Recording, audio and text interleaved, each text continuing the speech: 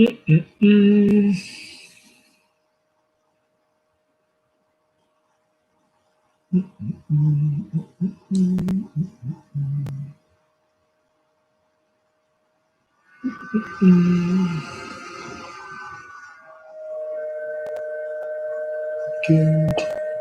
This is the Sunday class for anybody who is not Australian. C'est le cours en direct pour tout le monde qui n'est pas australien.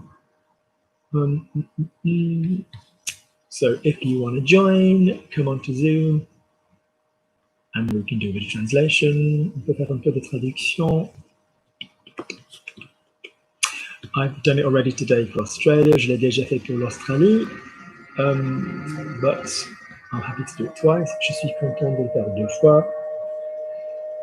One second.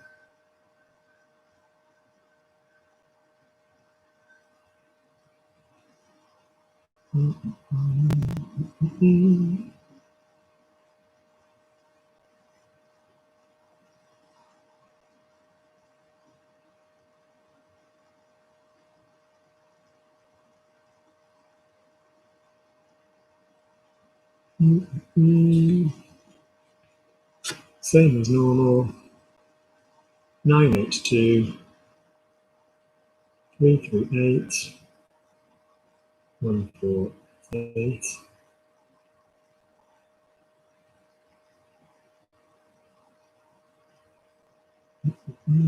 If no one comes, fine. I just don't want to be accused of not doing the normal class on the Sunday.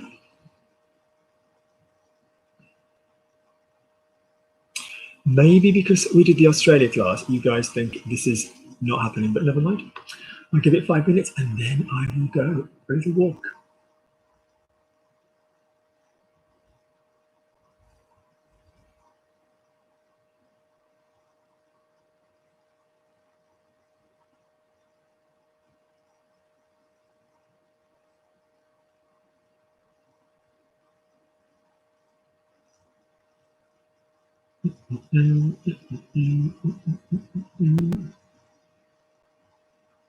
I think because I did the Australia one, people don't think it's on today. But it is. So if you want to take part, come on Zoom.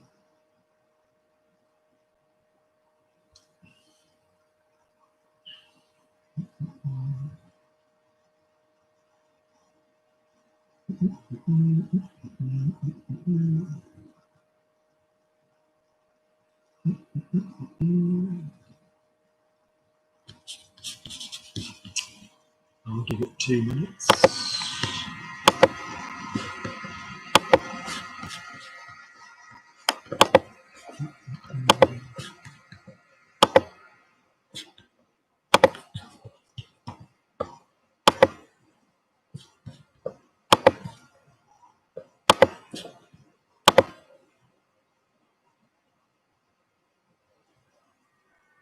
I swear, I had so many of you privately message me saying, is the Sunday one still on? Even with the Australia one? And I said, yes, probably. It just depends how tired I am. And everybody's just assuming I'm not doing it. So if you want to take part, please join Zoom. Please send me a request. Otherwise, I'm going to have to call it a day.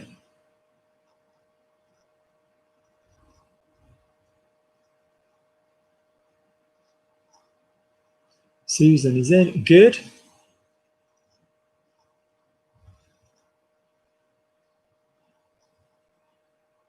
Hey, Susan. So we've got 1. Just give it 2 more minutes. What did you say? You had a problem with Zoom? My headphones won't work with Zoom. I don't know why. It makes it harder to hear. We can hear you very, very well. Well, good. Other here.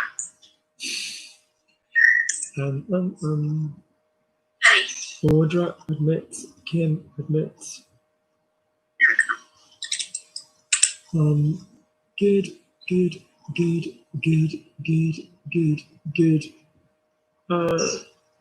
Right. Good. Let's get going. So, Susan, off you go. It's the second time today Luke has done a class. Translate. C'est la deuxième fois aujourd'hui que Luc a fait un cours. Voilà, c'est la deuxième fois aujourd'hui que Luc a fait un cours. He got up early this morning to do it. He got up this morning early to do it. Il s'est levé tôt ce matin pour le faire. Good. Stop looking at the ceiling. Good. Could you say me again? Could you say it for me again? Sorry, speak English, Luke. What's the verb to get up? Se lever. Not quite the right vowel. Se lever. Se lever. Je me lève. But the verb is se lever. People always think that an ER verb is safe and will never ever be pronounced a different way. Wrong. Appeler, the verb to call, 1L. Je m'appelle, 2 L's. Yeah, so some ER verbs, some A verbs do get pronounced differently. It's either going to be method 1, you double up the consonants, so je jette, from jeter, I throw, or projeter, or you add a grave. Yeah, good. So ce matin, je me suis levé tôt in order to teach the class. In order to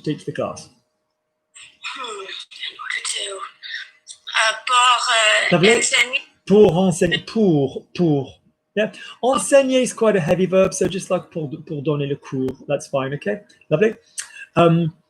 They were happy to see me.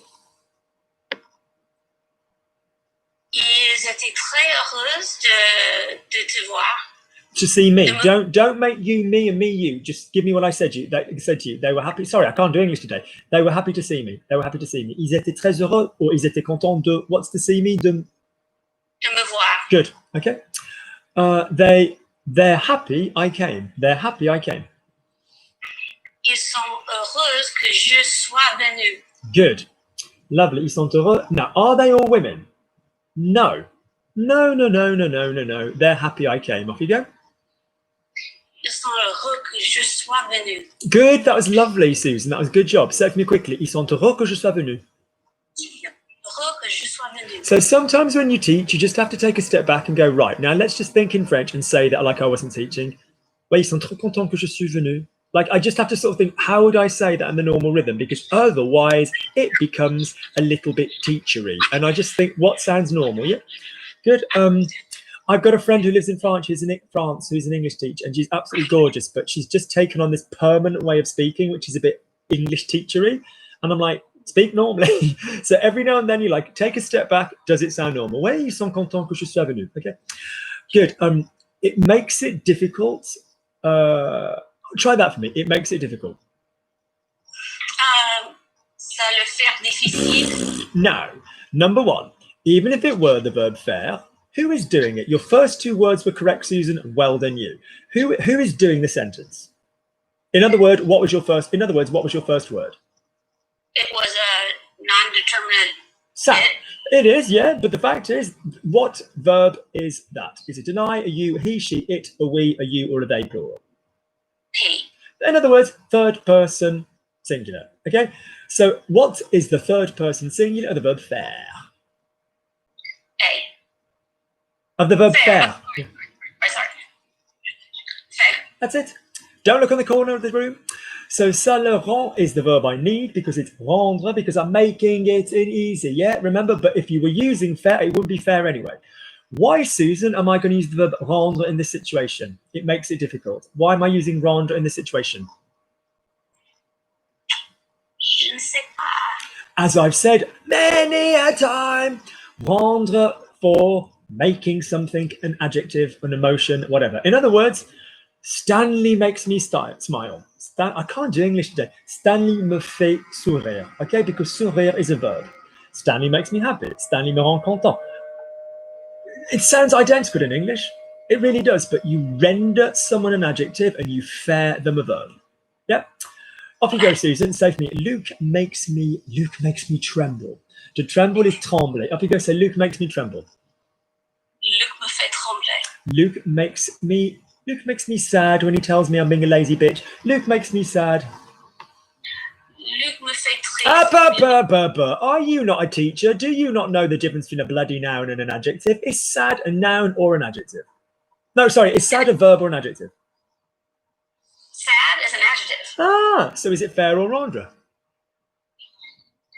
Rendre. I should bloody well hope so. Off you go. Luke makes me sad. Luc me rend triste. That's it. That's all good. I only was interested in the first bit. I was only interested. I can't do English today. Luke makes me practice. Luke makes me practice. Luc me fait pratiquer. Pratiquer with no C. Pratiquer. Luke makes me think. Luc me fait penser. Luke made me think as an action. Luc m'a fait penser. Don't show off the tense, just say it normally, my love. But yes. Luc m'a fait penser. That's nice. Luke made me happy. Again, an action in the past.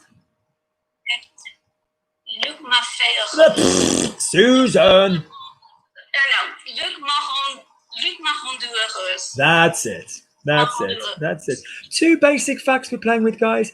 Faire for a verb, rendre for an emotion. Or, an adjective, really. Yeah. Good. Lovely. Notice that the subjunctive of rendre will be what, Susan? Rendre is a soft, hard verb. Therefore, what will be the subjunctive of rendre? It will be? Rendre.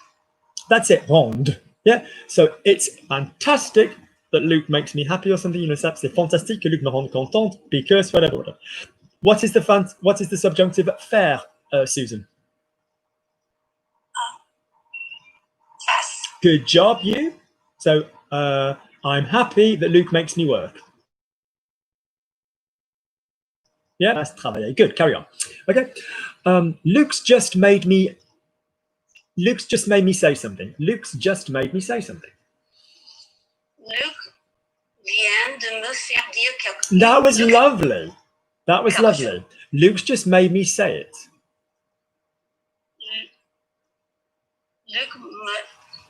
Luc vient de me faire le dire. That's it. Lovely. Okay. Lovely. Now, this, Susan, I'd like you to have a little look-see before class, which won't be this week, will be next week. I'd like you to have a little read of the causative videos. So C-A-U-S-A-T-I-V-E. Why? Because that is an absolute shitstorm. To the point that even French speakers will sometimes screw it up. So in other words, how would you say, Luke makes me work? Luc me fait travailler. Luke makes you work. Luc te fait travailler. Nice joining. What I told you would happen is everybody goes, oh God, oh God, oh God. But once you start joining, you don't want to stop joining. Your mouth doesn't want to stop joining. Once it's done something smooth, it doesn't want to go because it's not comfortable. Good. Luke makes him work. Luc lui fait travailler. Wrong. Luc le fait travailler. Good. Luke makes him do the homework. Luke makes him do the homework. Luc le fait.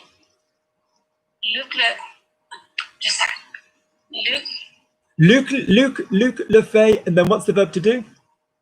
Faire. So first things first, we could have fait faire. Very freaking commonly. The one fait is the Luc making somebody do something, and the second verb is faire. Luc makes me do my work. Luc me fait faire mon travail. Yeah, it's completely doable to say fait faire. Do we in English say I'm going to go? Yeah. So Luc me fait faire. That's the first, and your brain goes, I've surely screwed up, but you haven't. However, Susan, we can't say Luc le fait faire son travail. And yet, curiously, we can say Luc le fait parler. Luc makes him speak. So in other words, when the verb you make somebody do has an object, then the relationship between you and the person that you're making do something becomes indirect. For example, Luc makes her sing. Luc la fait chanter. Luc la fait chanter. Luc makes her sing the song. Luc lui fait chanter la chanson. Now, I know that's niche and that's fucked up because basically the brain goes, why does it alter my relationship between me and that person, or Luke and that person, whether he makes them do or he makes them do the work? But it just does. It's like a shared weirdness that if the verb you're making them do then has an object that is direct, your person then gets relegated to indirect. And I know that's weird. I do know that's weird. And that is a source of contention amongst French speakers. A lot of people will screw that up. So I'll say it again. Luc makes them speak. Luc les fait parler. Luc les fait parler. Luc les fait parler. Luc makes them speak the language. Luc leur fait parler la langue. This will be explained in the causative video if you could have a little look-see for next time. All right, good. Lovely. For those of you watching going, fuck, this is really hard with the causative, here's the amount that you need on a daily basis. When you use get, so if you also just email me, Stan, Audrey, who else is there, if you just go, Luke, what about get? So for example, I got arrested. Je me suis fait arrêter. That's the causative. In the sentence, I got arrested, Susan, who is getting arrested? Me. I like your top. Who is doing the arresting? The other person, the unmentioned other person. Yeah, hopefully a police officer without a knee in my back, let's be honest. And so basically, in other words, Luke, I get myself arrested, je me fais arrêter. I got arrested, je me suis fait arrêter. That is a very common cause of get, yeah? As opposed to, in the sentence, Stanley got washed. Who washed Stanley in the sentence Stanley got washed? Himself. Good. So even though we'd say get, that ain't going to have fair in it. Stanley s'est lavé. That'd be just a voucher part. Stanley got washed by Luke. Oh, all my Christmases come at once. Stanley got washed by Luke. Who's doing the washing in that sentence? Luke. Do you see what I mean? So that would be Stanley s'est fait laver. Okay? I cut my hair. In the video when I talk about cutting my hair, you'll notice that I said, je me suis coupé les cheveux. Whereas normally about hair, unless like a guy's got a pair of clippers or something, you normally say, je me suis fait couper les cheveux, because basically I got my hair cut by somebody else. Does that make sense? So in other words, for both of these bitches translate into English as got. Yeah, okay? So got and get is one of our themes for today. So could you say for me, Susan, I got up. Je me suis levé. Je me suis levé. Do you remember what I said earlier? Lève is the short form. Je me suis levé, yeah? Je me lève, je me suis levé. Go again. Je me suis levé. Okay. I got the bus. J'ai pris le bus. Good. Wearing a full face mask. I got to the shop. Yes, sounds good so far. I got to the shop. Je suis entré au magasin. Lovely. Je suis entré dans le magasin. If you're going to use entré, we have a dans. Well done. But I'd have possibly gone with I arrived at the shop. What's I arrived at the shop? Je suis arrivé au magasin. Great. I got a bottle of vodka. Oh, God, no. But I got a bottle of champagne. Let's say I got a bottle of champagne. J'ai acheté une bouteille de champagne. Bouteille. Yeah, okay. Good. All of these bitches are got. Okay.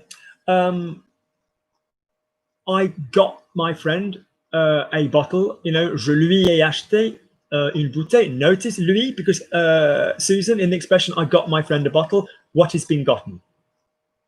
The bottle. Okay. I acknowledge some differences between England and America are not formally correct. So, for example, well versus good. No offense, guys. Good is wrong. You slept good. There's no state in America that scoreboard accepts good instead of well. That's just a fallacy. However, formally in American English, got is acceptable as a past tense as opposed to gotten. So he's gotten arrested, as opposed to he's got arrested. That's much more common in the States and correct. So if you hear me say gotten, a lot of the time Americans are like, oh, he got arrested. That's fine. He's gotten arrested. We will use both in England. You would tend to use got a lot more in the States. And that's correct English for American English. Okay, good. So he got up versus he's gotten up. Okay. Well, no, that's different tenses, as in he's got up as opposed to he's gotten up. Yeah, when they've both got the auxiliary, right? Lovely. She got pregnant. One bottle of champagne later, Stanley's so fertile, she got pregnant. Off you go.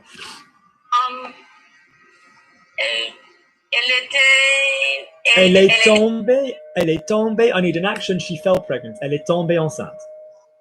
Elle est tombée enceinte. Yeah, so got so far then in overview, we've looked at got as in shit you do to yourself, shit someone else does to you, and shit where got is just replacing a verb from someone else.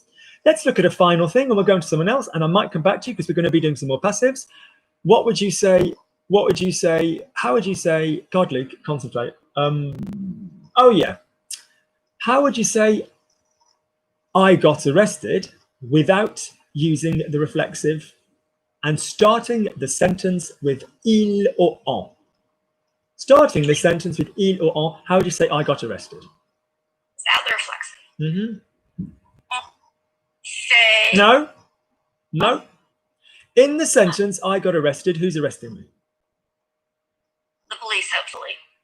Yeah, citizen's arrest. Stanley, I'm going to have to cuff you. Basically, I will cuff him if he's forgotten how to do the bloody was verb. I'm telling you that much upright. So basically, one of the base. I can't. Putain, j'ai du mal en anglais ce soir. I have difficulty in English this evening. One of the simplest tricks you can do to master a passive expression in French is just to make it active. Just to make it active. So in other words, I got arrested, they arrested me. And you might go, well, who's this mystery they? But if you say I got arrested, you're not exactly telling me who's arresting you either, are you? Do you know what I mean? If I said, she was in an accident, but they managed to save the leg, who's this mystery pseudo-legal medical group of people? Do you know what I'm saying? Yeah. So it's the same thing. So one of the first things that you can do is just to use they. Ils m'ont arrêté. They arrested me. On m'a arrêté. I was seen, yeah, is actually on m'a vu. One saw me. The first thing you'll notice, Susan, is this. I was seen. What tense is that in English, please? Past tense. Don't be simplistic. What tense is I was seen in, please? As the imperfect. Thank you. On m'a vu is in which tense, please? That is the past tense. What do we call on m'a vu? The passé simple. No. Does it No. have an auxiliary? No. On m'a vu, does it have an auxiliary? Yes. So what tense is it? The passé Passé composé. Thank you, because it's made up of two things. Now, I don't mind you calling it the past as long as you get the action past, because Stanley was bathing. Stanley bathed. Both of those are in the past. All right. So the fact is, I don't mind you generically going past, present, future, but what are we saying with our past? I don't need l'imparfait versus le passé composé. I'd rather you just say, you know, description rather than action. But the fact is, we can't just say past, can we? Do you know what I mean? By definition, I had spoken is in the past, the pluperfect. All right. So yes, my point is, on m'a vu, which of my past is it? Description or action? Imperfect or passé composé? Passé composé. Great. So in other words, the same action is being referred to as was when I was seen, and on m'a vu. So when we translate that, that would go into the passé composé. Any ideas why? Any ideas why that happens? And there's a really, really, really good answer for this. Any ideas why? It's to do with the shortcomings of the English language. I don't know. Good. So English is generally, there's more words in English than in French. As a rule, English is an incredibly expressive, nuanced language. But one thing that we lack is a simple preterite past for the verb to be. Look at this. I sleep, I slept. I eat, I ate. I run, I ran. I shit, I shat for some people. Although other people are like, is there a past tense, the verb to shit? I am, I... What's the past tense, the verb to be? I... Was? No. Fail. Good God, aren't you a qualified teacher? I was is the imperfect. That's a different tense. That would be like I was speaking, I was eating, I was... So if you go to other European languages like Spanish, yeah, fue, fuiste, fui, fuiste, fue. I've got to do a video for that lovely chap, Samuel, that wanted a video on Spanish versus French. Same as in Italian, fou. Yeah, same as in Welsh. Yeah, other European languages have a simple past for the verb to be. Yeah, okay. Mi vuesi like Welsh. Like we don't have it in English. We don't have it. We don't have I bead, whatever. So what do? We just bloody round up and we just use the was. Yeah. So in other words, this is very, very important for people like yourself. So when we have the passive voice, London was bombed. If you were giving me a description and you were saying, when I arrived at the scene in 1943, London was bombed as a description, using bombed as an adjective, Londres était bombardé. But if you said as an action, London was bombed last night, it would not be Londres était, it'd be Londres a été. Yeah? So in other words, be careful with the word was if it's referring to a passive. I'll say that again. Advanced speakers, be careful with the word was if you are referring to a passive. Good. Well done, Susan. Nice work. Good job, good job, good job. Who was here next? Audra was here next. Audra, on to you. Mike on. Good luck. Okay, good. Good. So over to Audra. Let's do some again. So could you please say for me, I got dressed. Je me suis habillée. That's lovely. I had gotten dressed. Je m'étais habillée. Good. Guys, anybody else taking part? Please do the speaking. I love it when you do, but could you all just mute your mics? Yeah. Because some of you are a little bit faster than Audra and you're whispering the answers to her. So could you give me again? I had gotten dressed, Audra.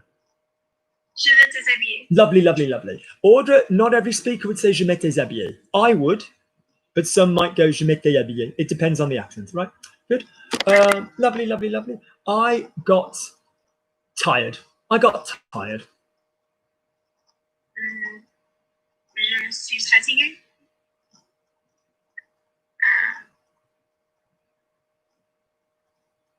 So this is where we start looking at verbs of transformation. Yeah. So like, either like j'ai été and then an adjective, or je suis devenu, I became, or ça m'a fatigué, whatever, or in other words, we need a way to show that an action is taking place. Audra, what's I'm sick of something? J'en ai marre. Lovely. And if I normally gave you a compound, last week's theme was compounds. This week's theme is passives. Aren't you lucky that Lukey has themes? So if I gave you j'en ai marre, if I asked you to stick that in the descriptive past, what would be I was sick? J'en avais marre. Great. But if I wanted to say I got sick of it, referring to the change taking place, which tense in the past do I use to denote a change? Audra, which one? Passé composé. Lovely. And what's the verb in j'en ai marre from? Être. J'en ai marre is from which verb? Oh, avoir. That's it. So how would you pop avoir in the auxiliary tense, please? Just like. Wait, which tense? The passé composé. How would you put avoir? Yeah. Just être. No. Yeah. Say for me, I had a burger. Say for me, I had a burger. J'ai un hamburger. I had. Oh, wait. Oh, j'ai été. You and your wait. Oh my God, this absolute North American curse. This North American curse. Don't say, wait. I'm your teacher. I'm doing this. Pardon me. Hang on. Do you mind waiting? Wait. Oh my God. You say wait to me again. Baba, Audra, Baba, Felicia. I will kick your ass out of it. So say for me, I had a burger. J'ai eu. Thank you. Now, lovely. If I said j'en ai marre, what did we learn from Auntie Lukey last week about compounds? We learned that we only change the freaking verb into the different tenses and the other shit stays the same. So in j'en ai marre, which individual word is referring to the have there? A. Great. Now can you not change anything else but just change the tense of A to include the passé composé? And can you say, I suddenly had enough of it? J'en ai eu marre. There we go. What is I'm hungry? J'ai faim. What is I was hungry? J'avais faim. Good girl. What is I became hungry? Denoting a change taking place.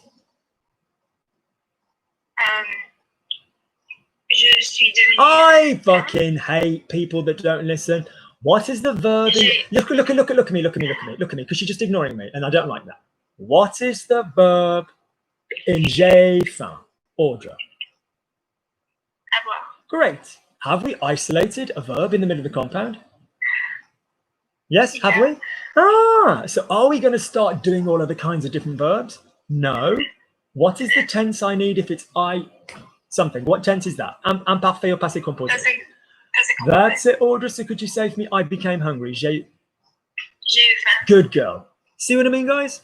So the passé composé is there to refer to a change taking place. When Audra told me why she didn't listen because of her heroin abuse, I understood. J'ai compris. Yeah, I understood as a child where babies came from. Je comprenais. Yeah, same bloody English. Yeah, Stanley showed me the photographs. Stanley m'a montré. An action took place. Stanley showed me the photographs every week last year to motivate me through my depression. I'm not remotely depressed. Stanley me montré, but I'm not making light of anybody that is, and please reach out for help. By all means, contact. So Stanley me montré, all right? Unless you're depressed about your shit French, in which case, do please reach out for me. So Stanley me montré. So notice, guys, these English things sound the same, all right? Lovely. So keep going, Audra.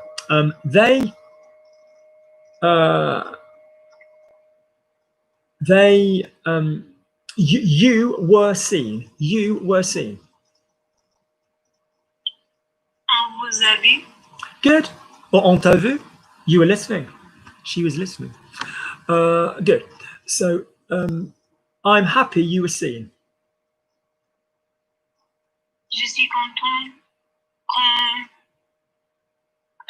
qu'on vous ait vu. Yes, je suis content qu'on vous ait vu. Lovely. Okay. I'm happy I was seen. Je suis content qu'on m'ait vu. Good. Now notice, normally when you say I was happy with something, you wouldn't use the subjunctive because it's the same person. So if it's I was happy, how would you say I was happy I went to Paris?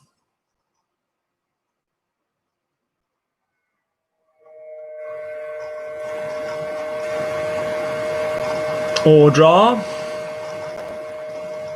You there? I can't hear you. Audra, have we lost you? Kim, could you just talk to me or someone just talk to me so that I know that... Yeah, it's... Okay, it's kind of like, it's freezing every once in a while. I don't know why this keeps happening. That's all right. It's the gods punishing you for saying, hang on. You'll pay for your wicked ways. You will. They were like, burn in hell, fuck up her internet. Let's go with fuck up her internet. So in other words, if I said, I'm happy I went to Paris, how would you say I'm happy I went to Paris? Je suis content que je... No, what do I always say? Oui. When it's the same person twice, je suis content d'être allé à Paris. Je suis content d'être allé à Paris. Yeah, we don't like to use the subjunctive, it's the same person. But I'm happy I was seen will work because it won't be the same person, will it? Je suis content qu'on m'ait vu. Lovely, okay? Yeah, good. Keep going, Audra. Stanley, just in case you need to make a cup of tea, you're up next. So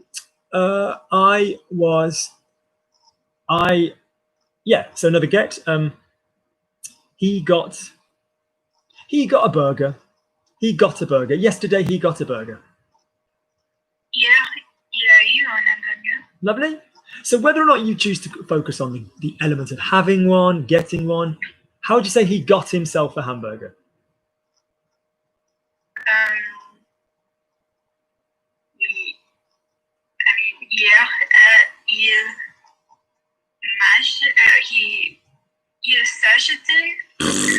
Are we talking about an action or are we talking about a description? He got himself a hamburger. An action. Good girl. And actions have auxiliaries. Off you go. He got himself a hamburger.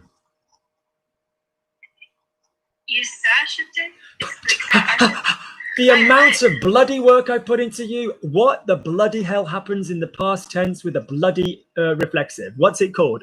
If you've got reflexive...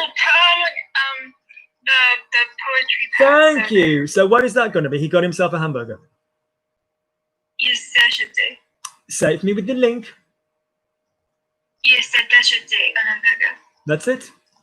All of you want to jettison my lovely, lovely poetry past. Right. Good. Excellent. Lovely. Good. Might come back. Lovely. Stanley. Everybody else microphones off? Good. Stan? Hello. Good. Right. Today, off you go. Today, Stan, I'm really sorry. I love to see you like the Archangel Gabriel with a halo behind your head. But is there any way the light that is above your head could go off? Yeah, I want it. Hold I'm on. so sorry. There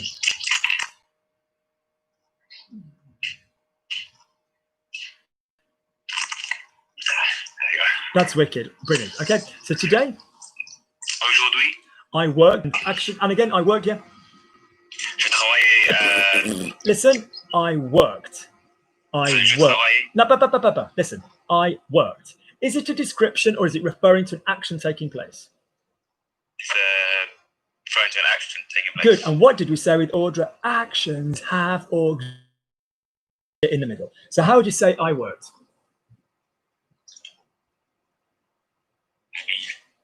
J'ai travaillé. Isn't it bloody virtually identical to je travaille? Yeah? Let me make this absolutely clear. I have definitely, no questions asked, j'ai and some shit. I was 95% of the time, no questions asked, je travaillais. I worked, could go either way. Bit like myself up until the age of about 30. Occasionally revisited, but generally know which way I'm going. So basically, I worked yesterday, or this morning I worked, j'ai travaillé. I worked, every weekend. Je travaillais, I used to work every weekend. So the I and the single verb kind of could go both ways. It's up to you whether you are referring to it as a one-off change, a thing taking place, or a yada, yada, yada. So could you say for me, so this morning, I worked again? Ce matin, j'ai travaillé.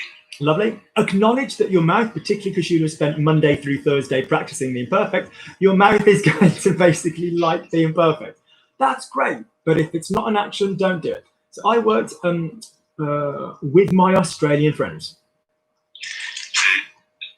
J'ai travaillé avec mes amis d'Australie. Good, or just my Australian friends? Mes amis Australiens. That's it. Good. Australien. Okay. Australien. Okay. Lovely. It's always a pleasure to see Claire. Claire's a lady I've known for a couple of years. So second, it's always a pleasure to see Claire.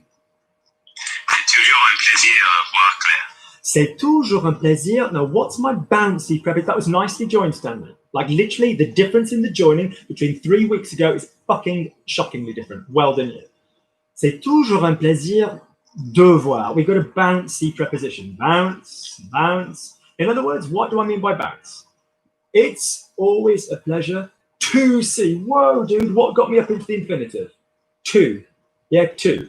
If I'm like out of nowhere up into an infinitive, most of the time it will be a de at you guys' level. There are times when it will be at, but a de is a safe bet. So say for me, I'm happy. Je suis content. I'm happy to see. Je suis content de voir. There you go. I'm happy to see you. Je suis content de te voir. That's Stanley. We've got lovely rhythm. We've got words which don't need stress, not having stress, and we've got shit being connected. Good. Should bollock you for being lazy more often. Good. So in other words, I'm happy to see you. Je suis content de te voir. Good. Lovely. I gave them lots of recommendations. In the sentence, I gave them lots of recommendations. What was given to them? Recommendations. Brilliant. That's point number one. So in other words, them, you have a little think to yourself about how I'm going to say them if they're not the thing being given. Point number two, I gave is referring to an action taking place. Would you agree? Yeah, I gave them lots of recommendations. If it were every week, I gave them lots of recommendations, that might not be the same. So I gave them lots of recommendations. What's tense of it? How are we going to say I gave? Maybe Je leur ai donné. Je leur ai donné. I was going to get you to build it up. Lovely. God, you have pulled your finger out your ass. Good. Je leur ai donné. Lots of recommendations. Beaucoup de recommandations. Recommendation. Now, let's push you. I gave them. I gave them. I gave them. What's the word for them that you've just used indirectly? Leur. What's the word for them that you're going to use for referring to the recommendations? Hang on.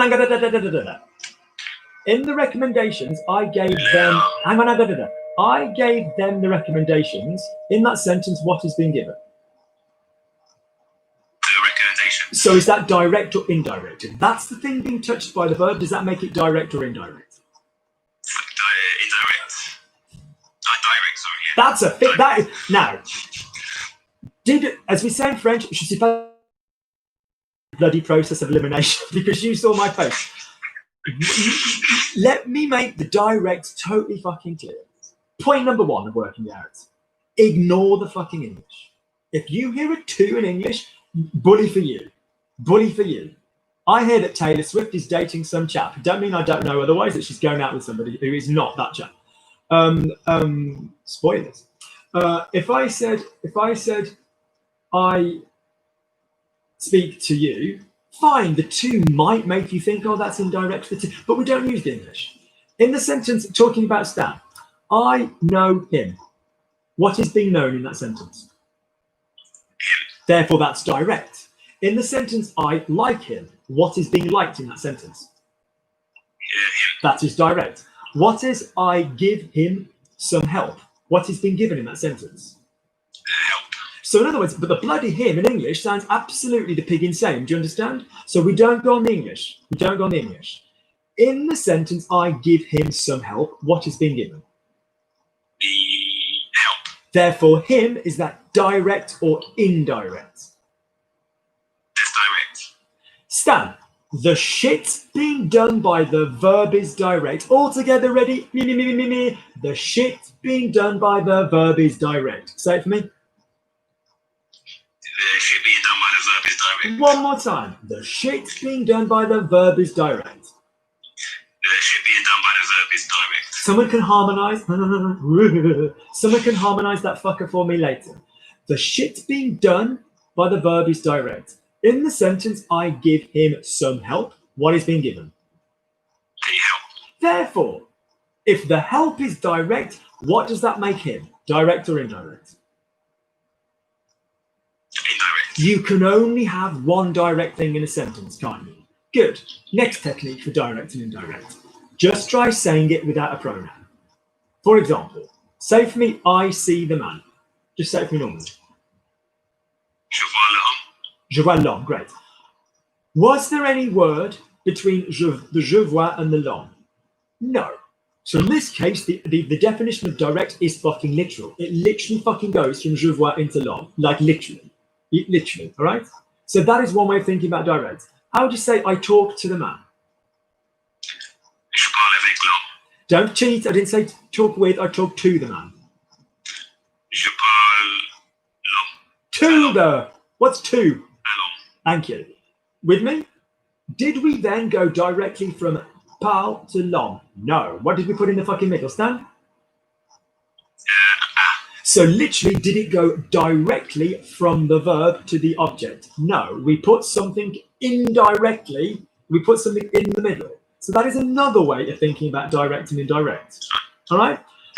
But the main shit is the main thing, the shit being done by the verb is direct. What are we up to? Point number 3, point number 4.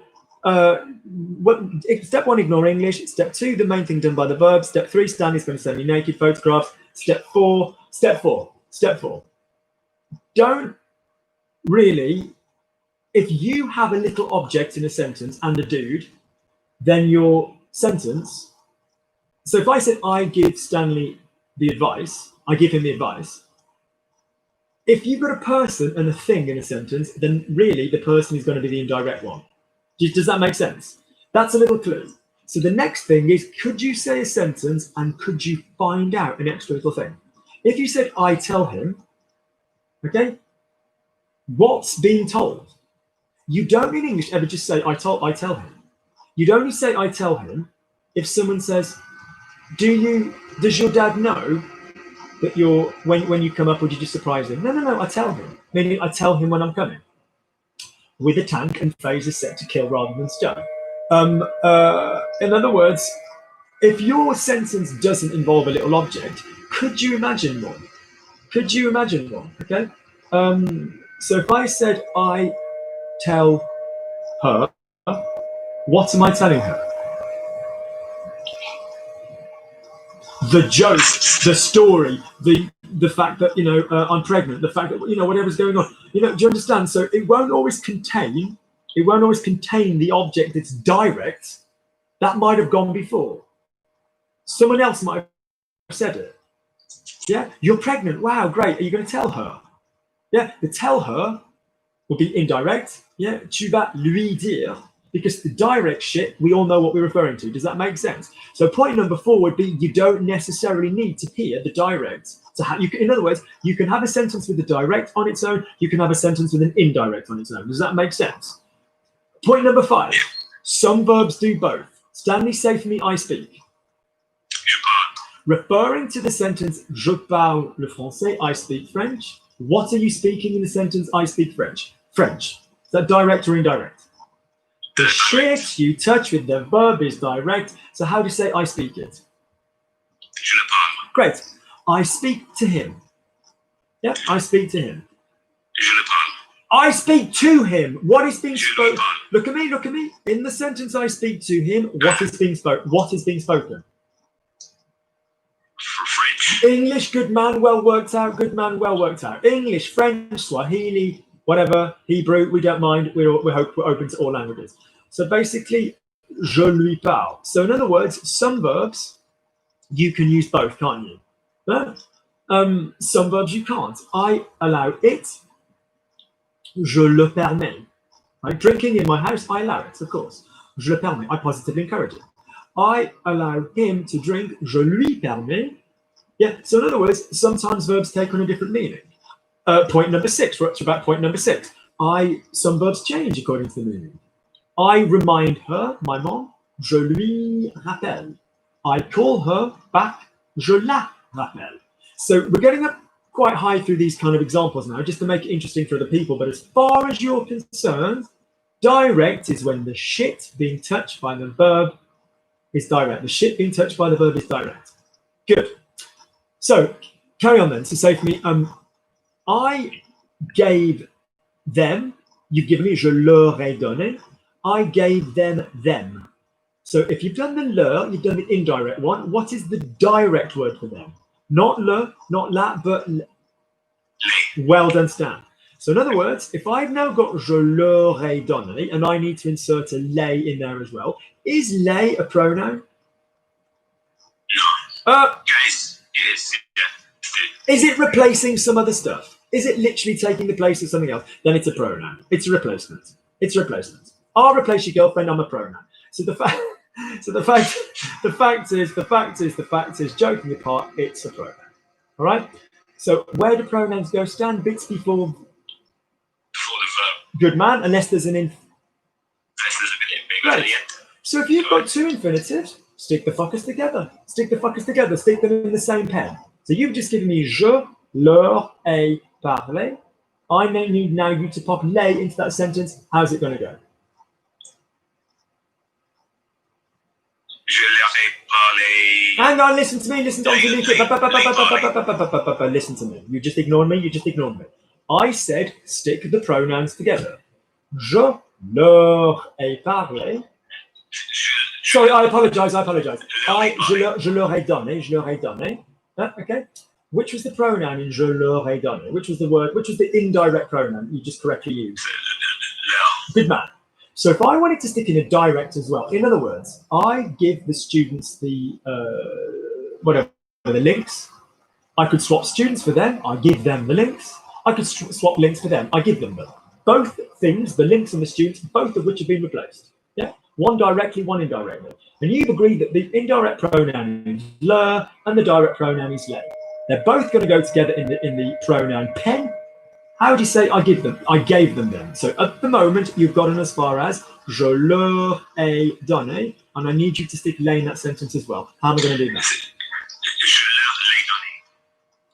Je leur ai donné. There's currently 4 words. We're adding an extra word, so how many words does that mean we're going to end up with? 5. Great, okay. Je leur l'ai donné. Hang on, here's your original. Je leur ai donné. None of those words are going anywhere. Je leur ai donné. Could you go again and add les? Je leur ai donné les. Stanley, what is Lukey telling you? Put the pronouns together. Put the pronouns together. Put the pronouns together, yeah? Yeah? Put the pronouns in the same place. Leur l'ai. Off you go then to say for me together. Je leur l'ai donné. Je leur ai auxiliary donné. Je leur ai donné. Can you hear that we've got the auxiliary in there? Because I gave j'ai donné. I gave them. Je leur ai donné. So in other words, I need you to keep that a there. So how are you going to put les in there? Je leur ai donné. Where's the les gone now? Je leur ai. No, Stanley, the A has got, look at me, Stan. The A has got bugger all. I'm going to write it out for you. Hang on. 1 second. Where is the bloody chat doodah? Chat, 1 second. Je leur. I could just write it on the YouTube, but I'll write it. Je leur. Oh, piss off. French. Je leur ai donné. Now. Je leur ai donné. Right.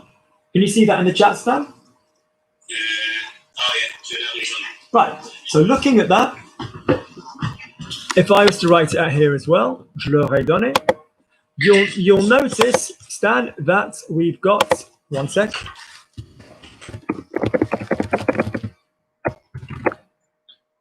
Good. In je leur ai donné, no, in je leur ai donné, could you please tell me, and what's the word that we're adding, which is the direct word for them? Les. Lovely. So we need to add les. Can you see that on the board, on the main YouTube? We need to add les to the equation. So if we've got les being added to that equation, I don't want you to miss any of the words out. How am I going to add les to that equation?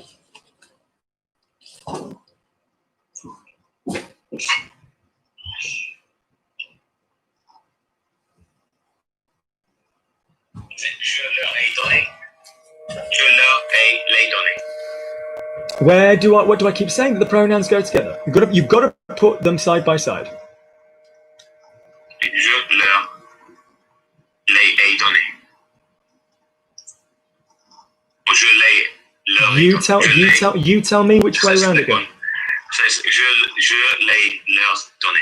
Hang on, we've lost the auxiliary. Je les leur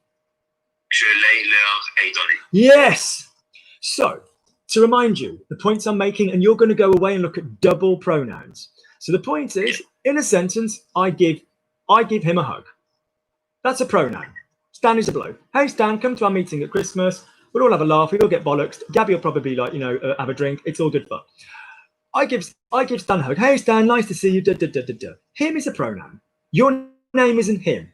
Unless you're from China, there's very few people, or maybe Korea, there's very few people called him. All right. So basically, him is a pronoun. That's already a replacement. Yeah. I give him a hug. I give it him. I mean, that sounds weird. You wouldn't really say I give it him talking about a hug. But if I said that, then the it is representing the hug. So do you understand it's more than possible to have a sentence with 2 pronouns? If I said, I buy, say for me, I buy Stan the chocolates. Just say, I buy Stan the chocolates. Just say that for me in English. I buy Stan the chocolates. I could make Stan the pronoun. I buy him the chocolates. I could make the chocolates the pronoun. I buy Stan them. Or I buy Stan's son. I could make that the pronoun. I could make buy him son. Do you see what I mean? All pronouns are going to sorry, Jake, someone's typing. Jake Mears, does anyone for me? I'm really sorry, Jake. I don't know why. Maybe if you tried talking to me when it's your go, and I might hear you, but if you don't hear me, but if you just keep the YouTube on in the background. Third person prior to, no, indirect prior to direct, apart from the exception of the third person singular and plural. Here's Lukey's rule. If you've got one L word, the L word goes last. If you've got two L words, the longer L word goes last. So I'm just going to type some examples. Hang on. Il me la donne. Il me les donne. Il lui en donne. Il leur en donne. Il les leur donne. Il la lui donne. Il m'en donne.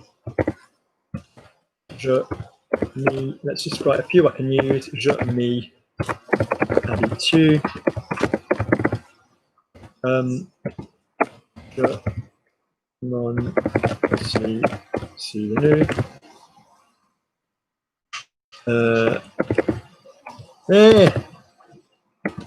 Je m'y suis habitué. Oh, let's just go through these examples. So can everybody see these examples that are written in YouTube? Yeah? So, let's look at the first one. He gives it me. In the sentence, il me la donne, Stanley, what is the verb, what is the word for he that you can see in front of you? Great. Verb don. Yeah, verb don. What's the word for me there? And we're talking about something feminine. So, il me la donne. Notice that the L word comes second. Agreed? Yeah, he gives it me. That would have to be something feminine, like he gives me the cake. You know, il me la donne. So the last one. Yeah, il me la donne. All right. Before we go any further, if we were to change those sentences into any other tense, that shit wouldn't alter. The only thing that would happen is you'd lose the A on the la, and you join the la with the verb. So, for example, il me la donne, il me la donne, what do we say? Il me la donnera, il me la donnerait, il me la donne, il me l'avait donné, subjunctive qui me l'a donné. But the me and the la wouldn't bloody go, the me and the la wouldn't change anywhere. It would go il me la, verb, and we might just lose the end of the a with an apostrophe. We might just have that. But the pronouns aren't going to move unless we have an infinitive, Stan. Yeah, okay. So, for example, he's going to give it me, il va me la donner. All right, that's the only time it would change. Let's look at number two, il me les donne. Same again, that one in the past, il me les a donné, il me les avait donné, but the word order wouldn't change. Unless we had, he's going to give it me, he's going to give them me, il va me les donner. And even then, you'll notice that the mu and the bloody lay stay together. The only thing that would be different is you wouldn't have it next to the e. Let's look at the third one. Il lui en donne. The only thing that can come after a lui is an on or an e. Yeah, the only thing that can come after a lui is an on or an e. So he gives him some, il lui en donne. Yeah, so an on will come after the L words. I gave him some, je lui en ai donné. I would give him some, je lui en donnerai. I would have given him some, je lui en aurais donné. The lui and the on are going to go in the same place. He gives them some, il leur en donne. Yeah. You there, Stan? Yeah. He gave them some, il leur en donne. Sorry, he gives them some. Again, it could go in a different order. Il leur en a donné, il leur en avait donné, blah, blah, blah, blah, blah.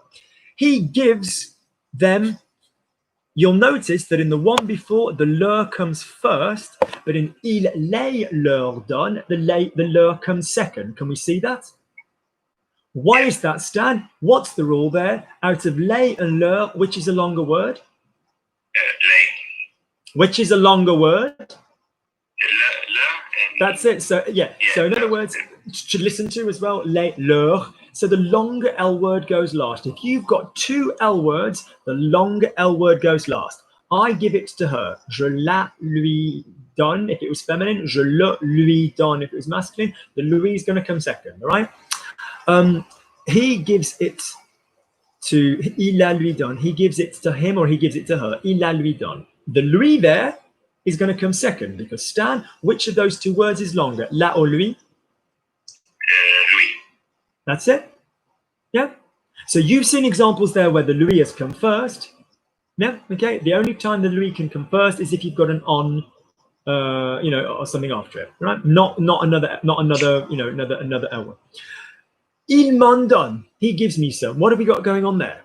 We've got the on that comes last. On will always come last.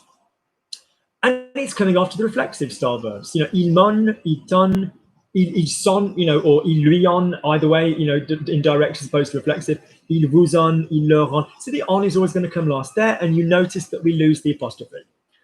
We go to the next one. Je m'y habitue. I'm getting used to it. What word have you got after the M there, Stan? What letter's coming next? Jimmy. Yeah, so the E, so the Y.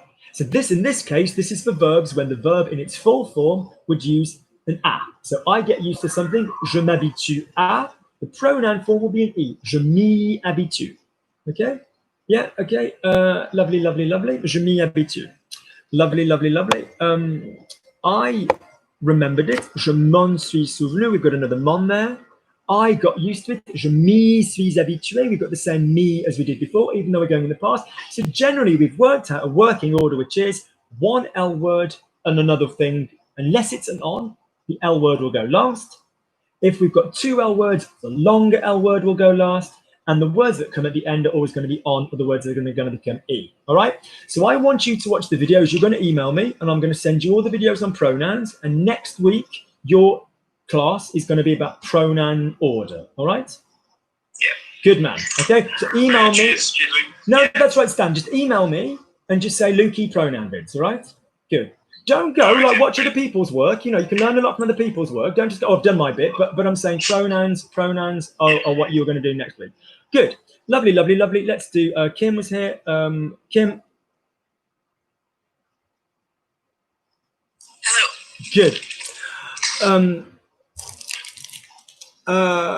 Yesterday, my friend put a sticker on her vagina. Yesterday, my friend put a sticker on her vagina. Hier, mon ami Put. posait un collant sur son vagin. Pardon me, my mouthful, an autocollant, a self sticker. Autocollant. Yeah, okay. Collant would be like tights or something, like pantyhose, like kind of like, you know, like leggy things. Yeah. Yeah. I had removed it from an avocado. Can we just stress for the group that she had a pair of like Jeep trousers on, pants? She didn't literally stick it on her bare vagina. Okay. So I had removed it from an avocado. Je l'avais enlevé dans un poker. Okay. I could read the words eat me. Je pouvais lire les mots eat me. Mange-moi. Mange-moi. Okay.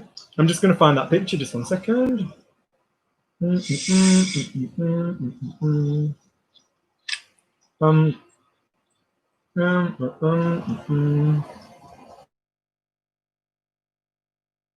Dears, with the avocado sticker, absolute love her, absolute trouble, more trouble than it's worth. Great. So,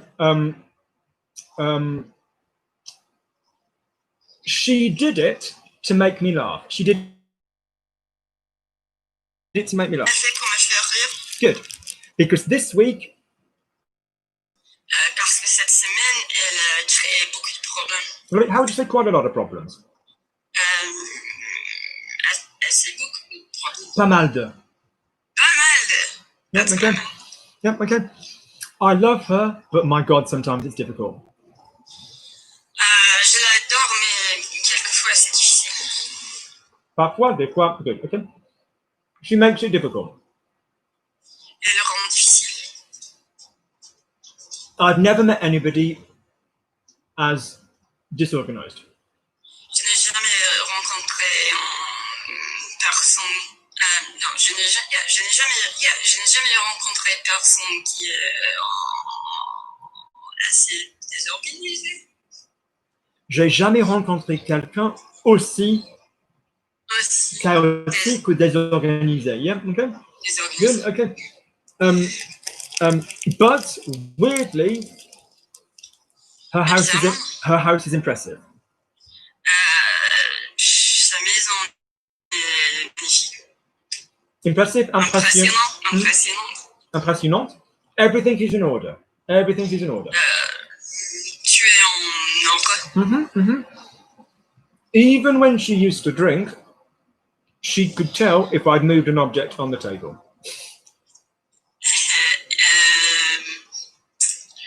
Même quand elle buvait,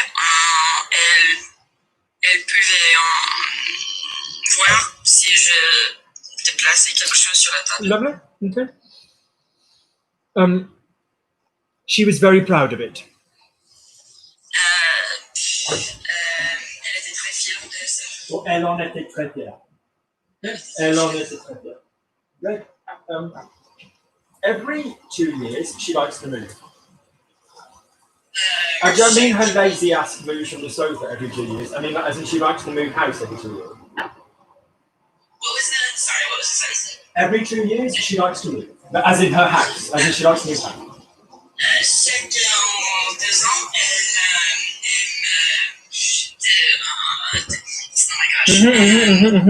déménager. No. Shack is a viable option for a single every week. Shack cement as opposed to toutes les semaines. Shack is not a viable option. That's it. So that's it. Shack is a viable option for a one thing. Yeah. Okay. So give me every 2 years. Tous les 2 ans, elle aime déménager.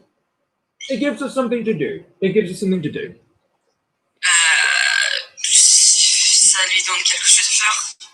To tell you the truth, it gives me lots to do.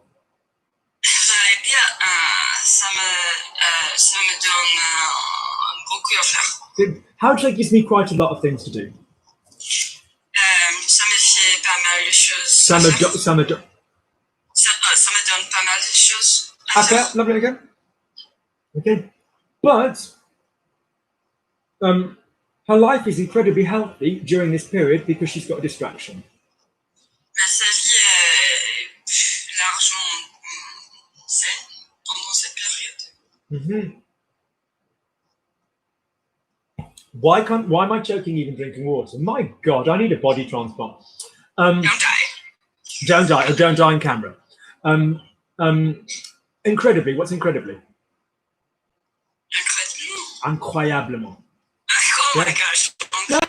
What you've done isn't done. That's like a Spanish option. You know, this business here. Yeah. Incroyablement. Okay. Good. What was I going to say? She lives near the park. She lives just next to the park. Careful. Your mouth allowed habit rather than habite because habit is a French word. So your muscle memory, let it go through because it's a bloody good French word. But is it the one I want next? So she lives next to the park.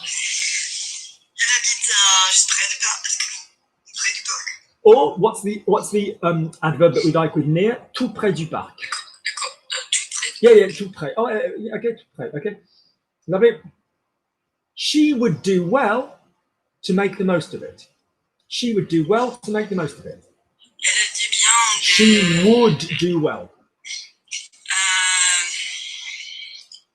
Elle aurait dit bien. Non, elle ferait bien. Elle ferait bien d'en profiter. That's it. She would do well to make use of it. Elle ferait du bien. No, careful. Now you've got the rhythm, which is lovely, of faire, like ça fait du bien. As in, ça fait du bien. But that's not the expression that we're using here. Yeah. So faire du bien means as in that does you some good. This expression is faire bien, which is very bloody similar. We've got a faire at one end and a bien at the other. Yeah. But in this case, that's not what we're doing, is it? Because we've got elle ferait bien, alors tu ferais bien. So it's a different expression, as in you'd be better off doing that, rather than it does you some good. So in other words, That does me some good. Ça me fait du bien. I would do well to listen. You know, je ferais bien. That's a different expression. So say for me, she would do well to make use of it. Elle ferait bien dit. Yes, you do. Sorry. It's going to involve serve at some point. Elle ferait bien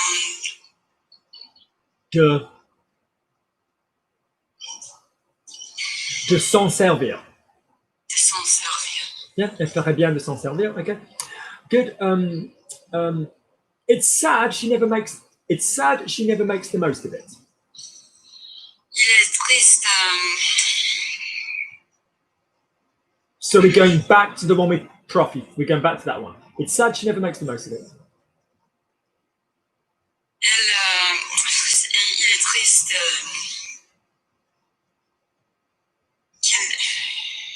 Say she makes the most of it. Elle en profite. Elle en profite. Now make it negative. Now make it negative. Qui n'en pas profite. Elle en profite. Qui n'en profite pas. That's it. It's sad that she never makes the most of it. C'est triste qu'elle en profite. C'est triste qu'elle en profite jamais. Good. When you start to go over to rhythm, which someone as advanced as Kim does, rhythm, you've got to remember, is about the amount of words and then something else happening. So in other words, Kim is used to beat, beat, jamais, beat, or beat, beat, beat, jamais, beat, you know. And in that one, because we've got more ingredients coming in, the jamais felt like it should have gone earlier. Yeah, and that's the sort of point when you sort of stop going. So if I said to Kim, where does an adverb go? Kim would go after verb number one. But when you're trying to get to this advanced stage and you're sort of going, I'm going on the rhythm, I'm going on what feels right, then it almost temporarily, you actually don't want to be working in the same way. Good, I'm just going to the bathroom, talk amongst yourselves. I'll be right back. Plenty of gossip. I want a secret from each of you by the time I get back. I'll be one second.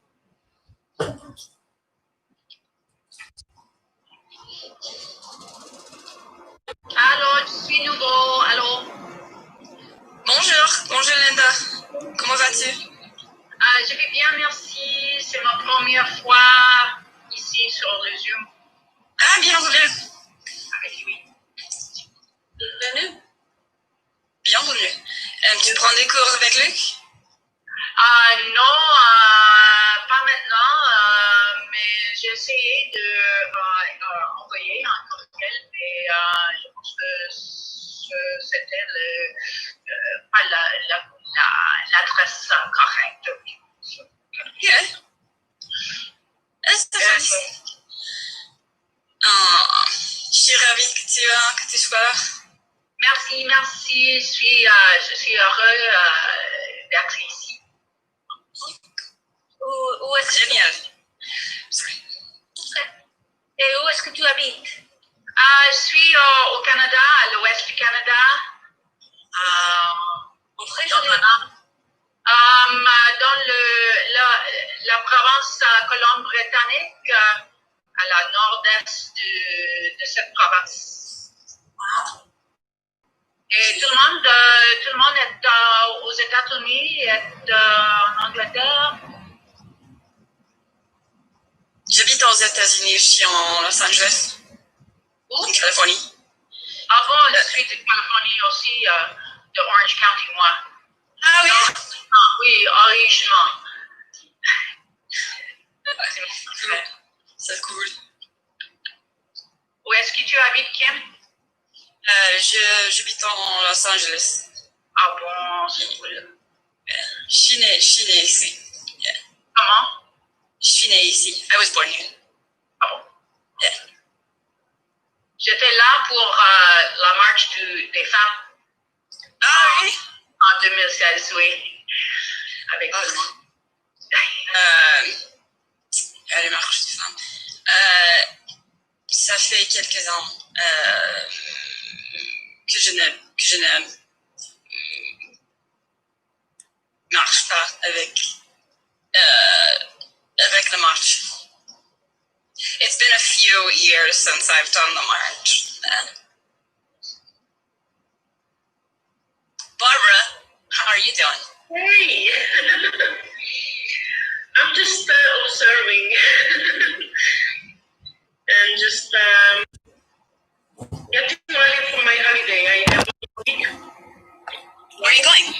Oh, hey, Barbara, how's you? Going to Berlin. Oh, wow. And Lisbon, and then Hungary, and then come back. So I'm going to do this round. My God, you are a little Corona super spreader, aren't you? Barbara, I know you were famous for spreading them. I didn't realize you actually meant, I didn't realize you were quite so famous for spreading them. Good, Kim. Couple more from Kim. Kim was talking to Barbara about it. Kim On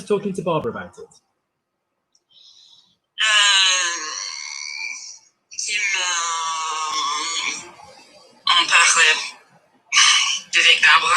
Good. Give me Kim was talking to Barbara about it, so just change one word there. Kim was talking to Barbara about it. Qui me en parlait à Barbara. Good. Stan noticed that in that sentence, at the moment, Barbara is not a pronoun. Kim of it was talking to Barbara. There's the first pronoun. Kim en parlait à Barbara. Now, Kim, could you give me double action? Could you give me... Kim was speaking to her about it. Kim lui en parlait. Good. Did you see what happened there, Stan? We had Kim lui en parle. We had double pronounage coming in together. Lui then on. Good. Okay. Good. Kim likes to talk to Barbara about it. Sorry, Kim likes to talk to her about it. Kim likes to talk to you about it. Kim aime bien lui en parler. Good, Stan. We had an infinitive there. Did you see what she did? Kim aime bien, word, lui en parler. Double pronounage before the pronounage is not remotely a word, just for the record. Do you know what I mean? Yeah. Good. Good, Kim. Good. Excellent. Let's go to my little magical list. Who came in? Who else have I not seen in a while? Calvin, and then we'll go Calvin, then we'll go Linda. Just to give you guys a bit of a warm-up. So Calvin, then Linda. Where's my Calvin with his lovely voice? Calvin?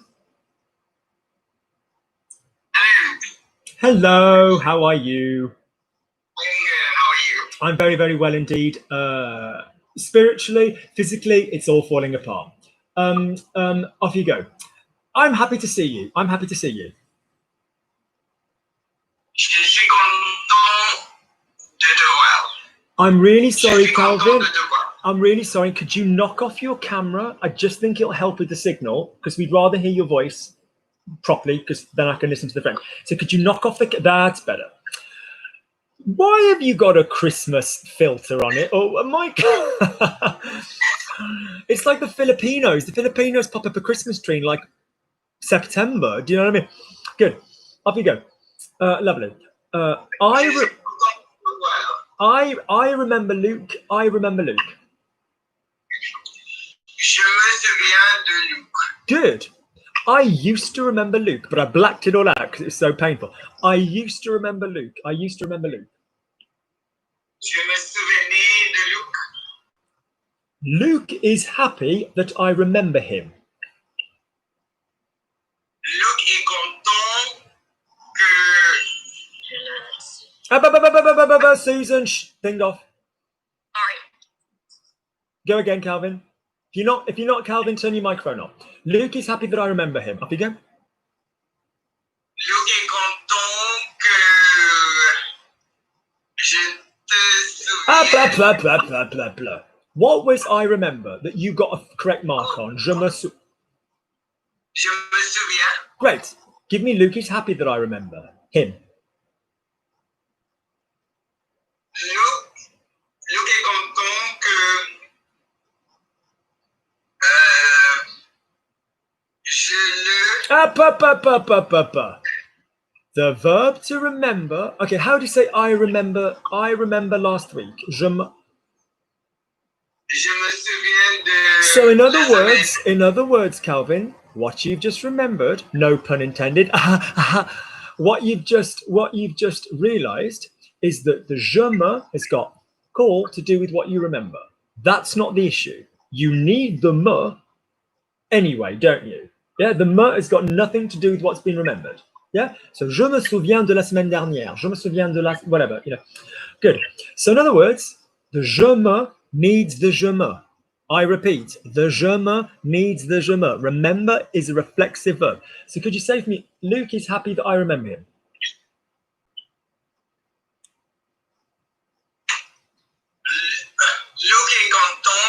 Je me souviens de toi. I remember him. Je me le... Don't go now. Look at me. Look now. I accept that we did a bit of double penetration earlier with Stanley. I accept that we had a little bit of in at both ends. We had two pronouns. I accept that.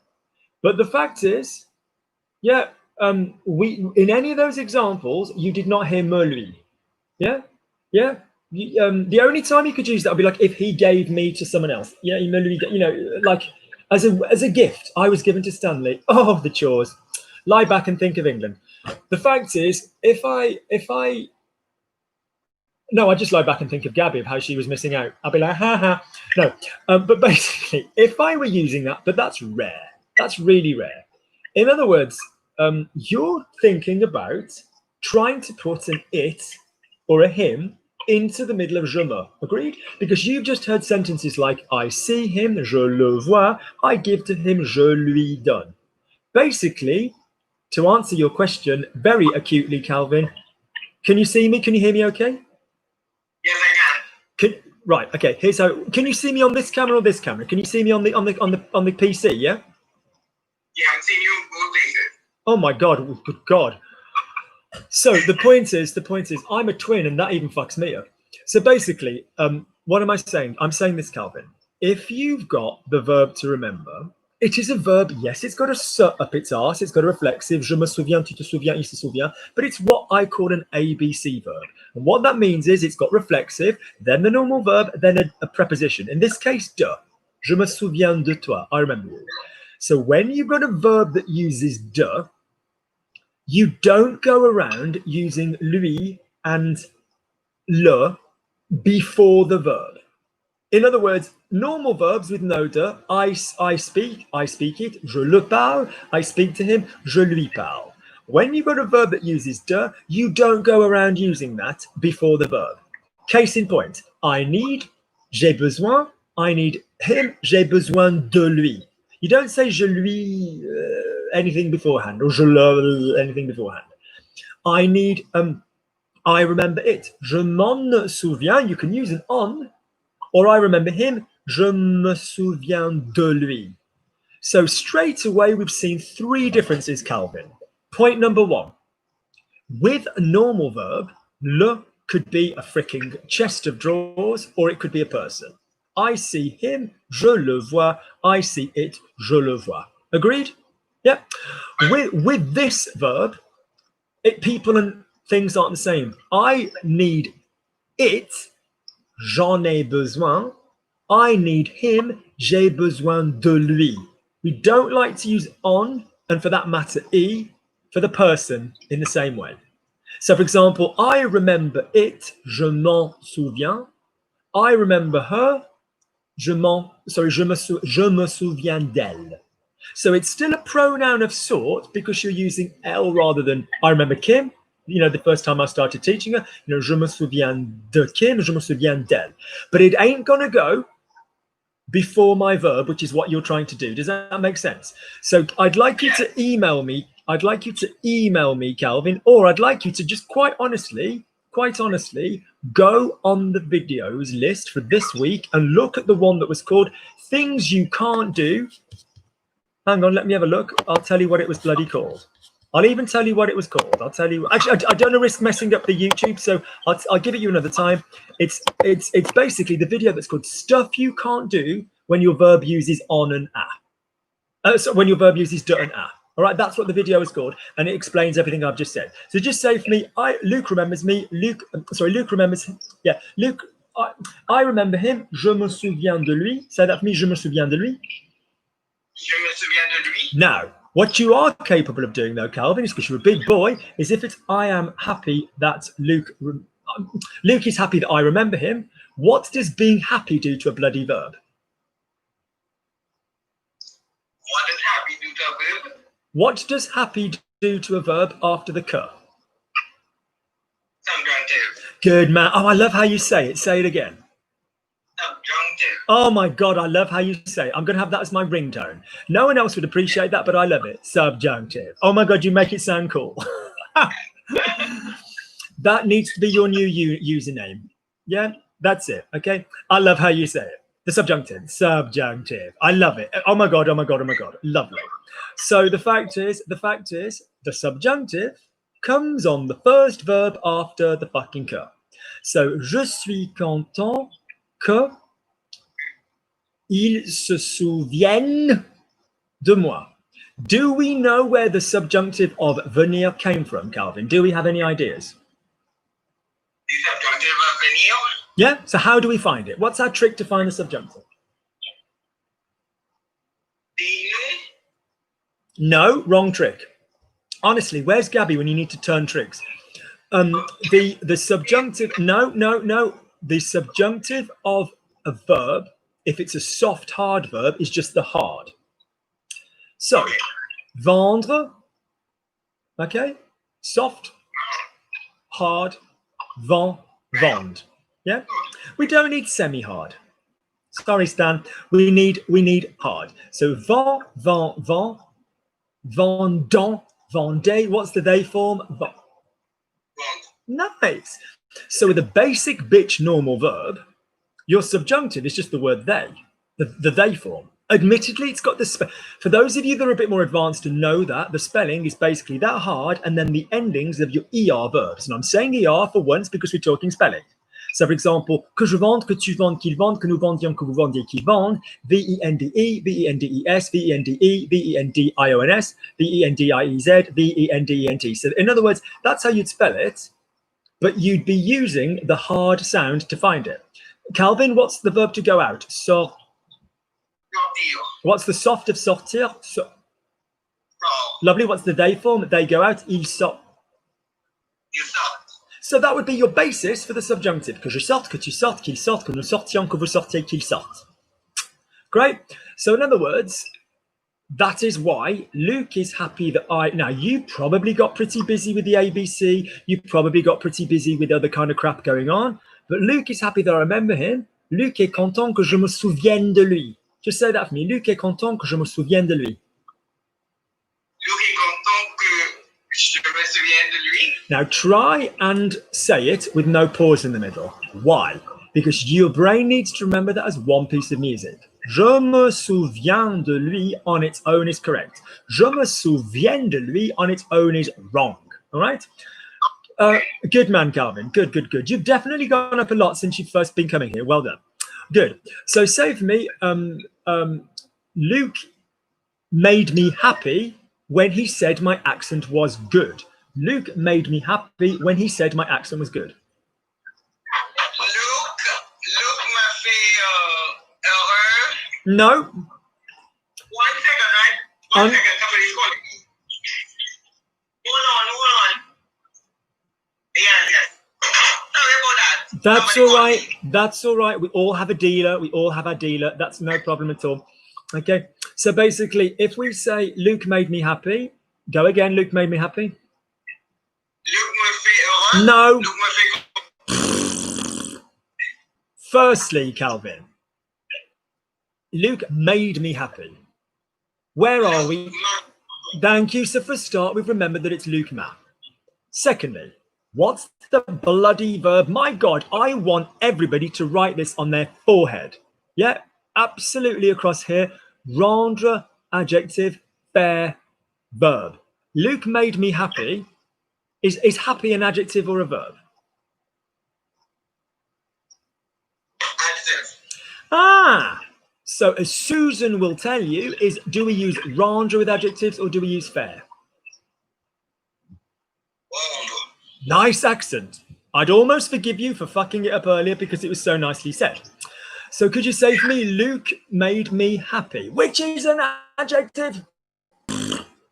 If you've just bloody used Luke ma, we now need the past tense on the end. What's the fucking past tense of rendre?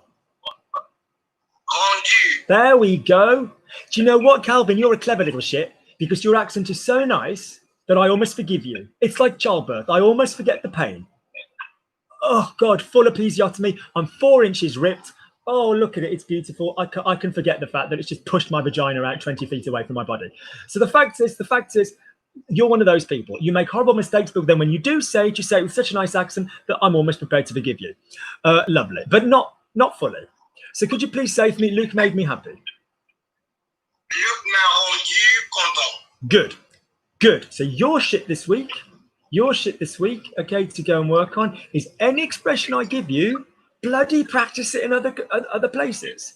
I'd also like you to email me, Calvin. No, actually, Calvin, only emailing me if you can't find it. Just go on a PC and type ABC into the PC. Well, no, not into Google, into my channel, and it'll come up with the ABC verbs. Good. Let's have a little listen to Linda Brokenshire. Linda, de rien, and then Dina Karim, you're next. Good. Lovely. Linda. Bonjour. Brilliant, Linda. Lovely to see you. Where are you speaking to me from? Du Canada, Colombie-Britannique. En Colombie-Britannique, j'ai passé effectivement ma lune de miel, my honeymoon. Alors effectivement, c'était Oregon. Donc moi, je connais très bien cette région. J'adore cette région. J'ai des amis qui habitent à Richmond, près de Vancouver. Donc oui, je connais très très bien. J'adore cette région. Je l'adore. Good. Translate for me then. I'm going to just go and get on a plane and go and stay with our mate Linda because she lives in a part of the world I really like. Good. Off you go. So say for me. I'm happy. And Linda, just before I get going, roughly, where would you say your level is at? Au niveau B1. I don't care about that. What bothers you? What can't you do? What can you do? J'ai des problèmes avec les connecteurs, avec changer entre les danses. Okay, now Linda, just speak to me in English for a second because I need to listen to something. Just talk to me. Tell me about yourself. I don't know subjunctive. No, in English. Talk to me in English. I don't know subjunctive. No, about yourself. Just tell me about yourself. I'm a teacher of little ones, grade 1 and 2, and originally from the States and also from Toronto. Pause. That was my next point. Where are you from originally? Orange County, California. That's exactly what I was about to say. I was like, the place that you vibrate, it's ever so peculiar. Your English vibration isn't Canadian, but your French vibration in French is Quebecois. So there's something peculiar going on here. So in other words, you've got a vibration which is here, and I'm not judging anybody's English at all. I'm not saying what is a pleasant sound, what is not a pleasant sound. But I am really going to be honest and help you and say, can you try and bring the vibration down to the rest of your body other than as a location in the French? It's just a little bit too Quebecois for someone who's not Quebecois. And if I'm really honest, I'm sorry if it's a contentious opinion. It's my channel. You can choose to watch or you can choose not to watch. It's not classically French. Yeah, it's just a little bit nasal in French. Bring it down. Say this to me. Say I. Say U. Lovely. Say Say oo. So as your note goes further down your body, your note gets weaker. You are very comfortable creating a nasal vibration, which is great. We need that. We really do. But we also need the richness further down. Why do we need this for someone like you that basically wants to push? Is you've got to get the muscle memory of all the sentences where you go up and down. And at the moment, you're only giving me basically vowels that are above the chin. So could you just make a vowel for me last 3 seconds? And could you just say, and make it really rich? No, it's still up here. Okay. So make it rich for me, because on the microphone, it just comes out loud and clear. So could you just say for me, make it rich? Close your eyes, make it last. Close your eyes, make it really rich and make it last. Fill the microphone. Go on. Keep it going. 10 seconds, keep going.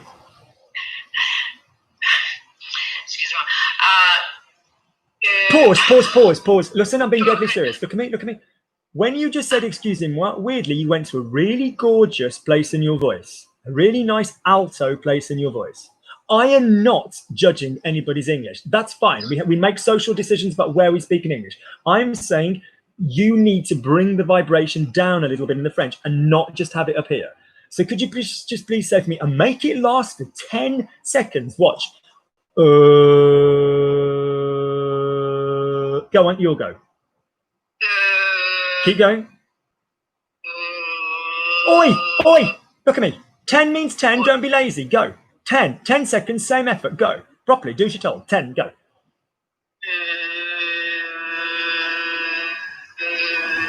Pause. Stop. I'd like it making richer now. I don't want it. So don't. I want you to put your hand on your diaphragm and say for me, Go on. Yes. You went there, you've gone back up. Make it rich and warm, like chocolate. That's it. Go on. No, you've just gone up. You've just gone up 2 semitones. Yeah. Go on. No, you've got air again. You've got air. Go down. Linda, I don't want you to think about the shape of the mouth. I want you to think where in your body's vibrating. Your diaphragm, your sternum is vibrating. I don't want the vibration of here. I want. Go on. That's it. So I want you. That's it. You're going. So if you watch this video back and it'll be on YouTube, you'll hear that. I want you now to go even lower. You're like, bugger me, even lower. Yes. Can you now give me the OU noise? Could you say for me, ooh? Off you go. No, it's silent. There's no vibration. Say for me, ooh. That's it. Keep going. Keep pushing. Go on. 10 seconds. 10 seconds, Linda. 10 seconds means 10 seconds means 10 seconds. Go. No, excuse me, Linda. It's silent. It's silent. It's just disappearing. So you need to train this lower part of your voice to sound really, really cool in French. Say this for me. Say day. Jour. Jour. That's nice. Aim low. Sometimes just having done this warm-up is more than sufficient to get a bit more warmth out of someone. That's enough. Yeah. Other times it takes a couple of weeks just to sort of develop that richness. Okay. You're cool and you've got a really communicative voice. And please don't think I'm criticizing you. But have you seen Singing in the Rain? Have you seen that movie at all? Yeah. Okay. So in Singing in the Rain, there's a point where Lena Lamont, who is like the silent movie star, she's all very beautiful, and they go, "Oh, we need you to speak." And they have to get poor little Debbie Reynolds to come in and do the voice because Linda Lamont is trying to have voice lessons and she's like, "I can't stand him." And the woman's like, "I can't stand him." And she's like, "I can't stand him." So basically we need to turn you from, in French, from Lena Lamont into Debbie Reynolds. And I can't, we need to get you into a lower voice range, okay? Because it's cool. It's just cool. Good. Do me another sound. Say for me, je. Say je. Je. No, je. You're saying je, and it's being confused with je. Yeah, I don't want je. Say for me, je. Je. So now the next thing I want you to do, you've got a quick mind, you're clearly very intelligent. Slow it down to then speed it up. Could you say for me, je mange? Off you go. Je mange. Now you need to do some vowel journey with me. So it's not about, you're quick enough, you could watch the video, you get all the grammar, that's not the problem. You just need to learn the connectors. Like I said, book me for half an hour, I'll give you a half-hour session on connectors. But let's sort out this voice. So say for me, je mange. Je mange. Now listen to me. Dover, Calais. Have you seen me talk about Dover and Calais on the videos, yes or no? No. Okay, so basically Dover is the point in English, which is, I think, actually physically is the physical point in England, is the closest to France, which is Calais. So Dover-Calais method, what it basically means is when we speak French, we want to be on the vowel. So when we say any syllable, we start with the consonant, okay? So for example, je suis. So what denotes the consonant? The small little bit in the mouth where the mouth is closed. And what denotes the vowel? The moving. So we don't look like A-E-I-O-U vowel or P-Q-D. We're not looking, we're not visualizing. We're saying the bit that you start a word with is where you start. So it's a closed mouth shape. And the bit that you let the air out on, yeah, is the vowel noise. And you like going bit, bit, bit, bit, bit, okay? And you don't like the deeper sounds, which is why you're quite comfortable up here, because for very little air, you can actually get a sound out. So say for me, je mange. Go on.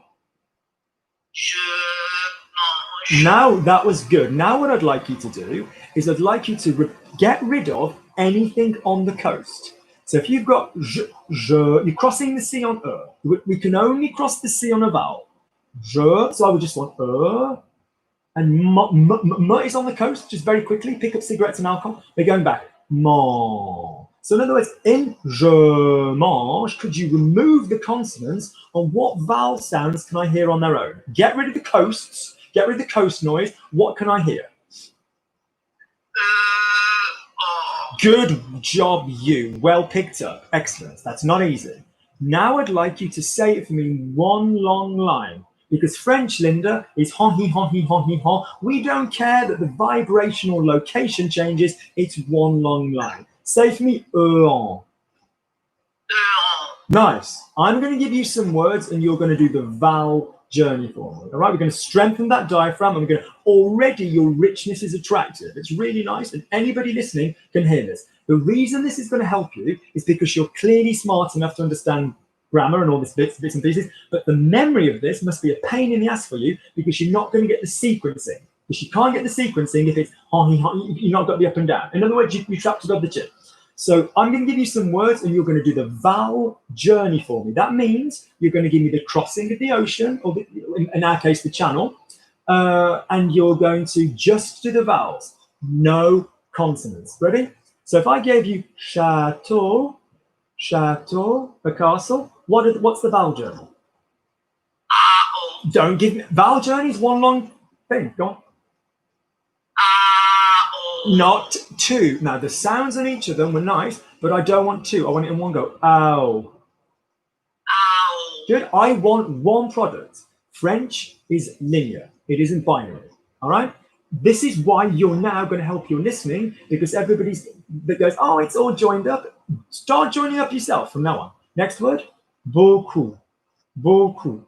Could you give me beaucoup? Could you give me the vowels on their own, please? Joined up in one go. Good job, you. Well done. Next one. Armoire. Wardrobe. Armoire. No? No? You're vowel deaf. You're vowel deaf. Look. Armoire. Hour. Now look at this. This is what you're going to be doing this week. And if you need to contact me about it and you want some more information about this, just email me. Look at this. Every single bloody thing that someone says in French can be vowel journeyed. And you look how 95% of the bloody language can be recreated with a vowel journey. The emotion. Tu viens, enthusiastic, viens. Oh, tu viens, viens. The language, the beauty, the humanity is coming on the vowels. No one gives a shit about the consonants in French.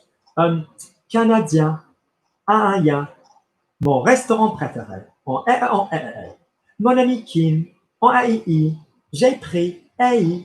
So in other words, there isn't any French in existence. And also, if you want my God's honest truth, as I've told many of you on here, if you don't learn this, when you get somebody, A, male, B, working class, Gabby's turned on already, then basically you're fucked. Quite frankly, you're fucked. Because basically wherever someone's vibration is, whether it's Quebecois, French, Canadian, or whether it's like France, dudes don't open their mouth. Dudes don't put consonants in. They don't. Be like, ouais, tu vois, moi je viens. It won't be like, tu vois, moi je viens. It doesn't happen. All right? So you're going to do some vowel journeying for me this week. I'm going to see you next week and I'm going to want to hear a difference in the words. So literally whatever sentence you want. Je suis allé, no stopping. All right? Just do some normal sentences for me just to get going. So say for me, normally, just say for me, Luke is my teacher. Off you go. Luke is my teacher. Just say that for me, normal French. Luc est mon enseignant. So pause. I want you to slow it down so we can then go faster next week. I don't want any needle off the record. I want everything to be Luc est mon enseignant or Luc est mon professeur. Off you go. Say that for me, all connected. Don't lift the needle off at any point. Go. Luc est mon professeur. Lovely. Now, can you vowel journey the sentence I just gave you? Luc est mon professeur. Could you do the vowel journey?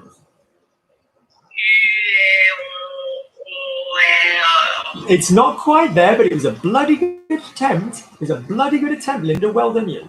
That's what you're going to do. Linda, I found that takes on average 7 days. Not 7 weeks, not 7 months, about 7 days of doing this 5 minutes a day. Just 5 minutes. That's how long it takes the brain to adjust. Really, really, really, really. And before any of you enter into a French-speaking environment, whether it's on the phone or a business call or anything at all, that just a little bit of vowel journey will just set, if you've got a listening exam, just a little bit of vowel journey will set you off. All right, so I want you to really enjoy the vibration that's below your chest. So I want you to email me and say, hey, Luke, it's Linda from the class. Could you send me the video specifically on vibration? All right, and that's what I want. You'll pick up anything. any word I give you, you'll pick up. I can say, right, here's some connectors. Malheureusement, par contre, en revanche. But for example, all of those words, listen, malheureusement, so it's like what goes up, what goes down. En revanche, en. Yeah, we're going to have different down. You know, par contre, en. Yeah, those words will stick in your brain, Linda, when you've got the voice, because clearly you've got a quick mind. Yeah, and just to kind of a little bit away from this binary speaking, because clearly you're bright as anything, but we don't. We effectively we want. I want you to read this. But when you then go quickly, you're still giving me this connection that we've just been working on, but you're doing it with very little mouth effort, and you can go quickly. It doesn't matter whether you're speaking slowly or quickly. Vowel is king. End of. And anybody that says otherwise is talking out their ass. Good, Linda. Nice work. I look forward to seeing you next week. Be here next week. I want to listen to those vowels, and I'll be giving you all the material you need. Good job. Lovely. Good job. Sorry, my love, you're about to say something. Merci. No, merci. De rien. So say to me, de rien. De rien. No, not rien. Don't be nasal. De rien. De rien. Her consonants are a little bit heavy, but Marlene Dietrich, you would do well to listen to, because she's got this quality, yeah? You know, falling in love again. Like if you listen to her fucking deep ass voice, but if you listen to her speak French back in the day, yes, it was very Germanic, obviously, but it was lovely. It had this quality, okay? No one's saying I need to get rid of this. There are endless people who I need to make this nasal happen for. There are loads of people who can't do that. It's flat. Great. I'm not saying that's bad. I'm saying great. We've got the nasal tones. We need to get the throat tones. Do you know what I mean? Good. Excellent work. Lovely, lovely, lovely.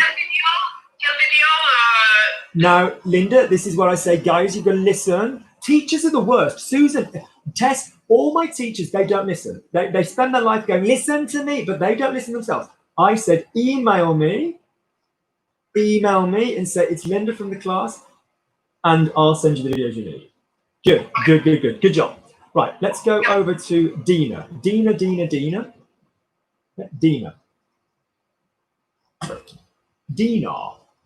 Kareem. Coming or not coming? No, guess not. So who is the Galaxy S9 that's not got a name on them? Who's that? Anybody? Speak now or forever hold my peace. Dina, I've just seen you flash up. Are you there, Dina? Is Dina one of the people that said that they can't be heard? They've been trying to speak and it's not being audible. Is everybody here that can speak? Is anybody here that hasn't had a go?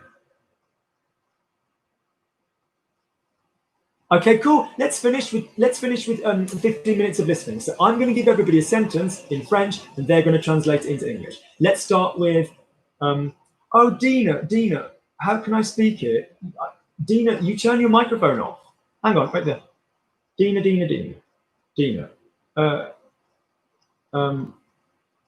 Chat. Yeah, Dina, you should just be able to speak. It's got a blue little hand next to you. I don't know what that means. Kim, do you know what the blue hand next to somebody means? No, I can't see that. Sorry. There's a little blue hand. Let me She just. has her hand raised. What does it mean? Like she's raising her hand. No. It's next to her. It's next to her symbol. Really? Oh, she's connecting her audio loop right now, so I think in a few seconds she might be able to speak. Okay. I don't like to miss anyone out.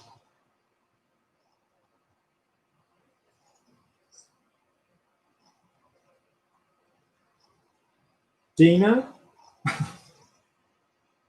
Oh! And who's is the Galaxy that's not got any that's not got a name next to it? Okay, while Dina's going, we're going to work our way through the list. We're going to do a little bit of listening. Right, let's work our way down the list. So Kim, you start. Listening. Okay, so guys, if you all have your microphones on, if you just be careful to not speak unless I'm speaking to you, so then we don't have to take time. Kim, off you go. Luc, il s'est bien amusé aujourd'hui. Translate. Luc, aujourd'hui, Luc a time today. Good. What I Okay, love is that your listening was there. Okay, your listening was there. You were like, hang on, say it in French. Good. Okay. Aujourd'hui, Luc a bouffé un gâteau au chocolat. Aujourd'hui, Luc a bouffé un gâteau au chocolat. Translate. Today, Luke ate a chocolate cake. Mais c'était sans gluten, sans sucre et sans lait. But it was blah blah blah without sugar or milk. Ok. Donc, j'ai dû me demander si c'était un gâteau. J'ai dû me demander si c'était un gâteau. I had to ask myself if it was a cake. Ok. Parce que c'était pas digne du nom. C'était pas digne du nom. Can you say it one more time? Good. But what I'm loving is that your listening is fucking bang on. What do I always say? Translation, guys, is not about translation. It's about listening skills, then the translation skills. The listening, the copy paste is bang on, Kim. That's excellent. Good. C'était pas digne du nom. C'était pas digne du nom. Digne. The word I'm playing with is digne. Any idea what digne means? No. Worthy. D-I-G-N-E. Worthy. It wasn't worthy of the name cake. Good. Good. New word. Good. Over. So next on my list is Audra. You there? Good. Microphone on, Audra. Okay. J'ai commencé à travailler avec Luc cette semaine. J'ai commencé à travailler avec Luc cette semaine. I began to work with Luke this week. Okay, good. Okay. Would you say I began to work with Luke or I began working with Luke? What would you say normally in your normal English? I guess either. Be honest. What would you say? I started working with Luke. Yeah. So always go across the full English rather than Franglais because it just then helps you go back to the way. Okay. Lovely. Luc m'a recommandé plusieurs vidéos. Luke recommended to me several videos. Put that in English. Luke recommended several videos to me, yeah? To me, okay. Yeah. Don't be Franglais speakers, guys, because some of you, if you want to end up being professional interpreters, or just, let's just be honest, translate in a business context, even once or twice, we don't want to be going into Franglais. All right? Lovely. Des fois, j'ai du mal à le comprendre.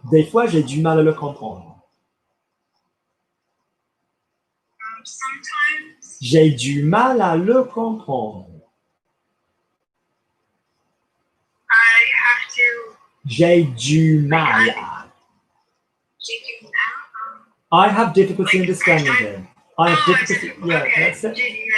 Yeah, so say for me, I have difficulty understanding him. Say it back to me. Say for me, there's an Arabic family who have made those lovely baklava sweets, and they live down the road from you. Mr. and Mrs. Jumala. Say for me, Jumala. Let's go through their family. There's j'ai du mala, tu as du mala, il a du mala, nous avons du mala, vous avez du mala, ils ont du mala. Off you go. Learn to listen. J'ai du mala, tu as du mala, il a du mala. Off you go. J'ai du mala, tu du mala. Stop. Audra, fail with a capital fuck. Seriously. Say for me, j'ai du mala. J'ai du mala. Tu as du mala. What am I doing? What am I putting at the beginning? J'ai, tu as, what's this? Just the pronoun and the. Off you go. J'ai du mala, tu as du mala, il a du mala. Off you go. J'ai du mala, tu as du mala, il a du mala. Good. Nous avons du mala. Spot a pattern, guys. The best piece of advice I can give you is learn to spot a pattern. Great. I have difficulty speaking. J'ai du mal à parler. Go. J'ai du mal à parler. That's it. So it's the du mal à family plus an infinitive. Yeah. Okay. So say for me, j'ai du mal à le comprendre. I have difficulty. Yeah. So j'ai du mal à le comprendre. J'ai du mal à le comprendre. J'ai du mal à le comprendre. Translate. I have difficulty understanding it. Good. Or understanding him. Lovely. Good. Moving on to Barbara. Luc, je serai en vacances la semaine prochaine. Je serai. I will be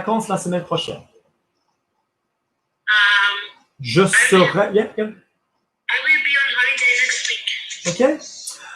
Je vais aller visiter mes amis à Berlin. I apologize. Je vais aller rendre visite à mes amis à Berlin. Putain de merde. Je vais aller rendre visite à mes amis à Berlin. Je vais aller rendre visite à mes amis à Berlin. I'm going to visit my friends in Berlin. Lovely, that's it. Rendre visite à. Okay. Don't think in franglais, because when you think in franglais, je vais rendre visite à mes amis à Berlin. Okay, good, okay.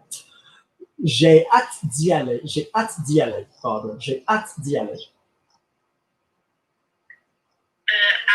What does j'ai hâte mean as an expression? J'ai hâte de.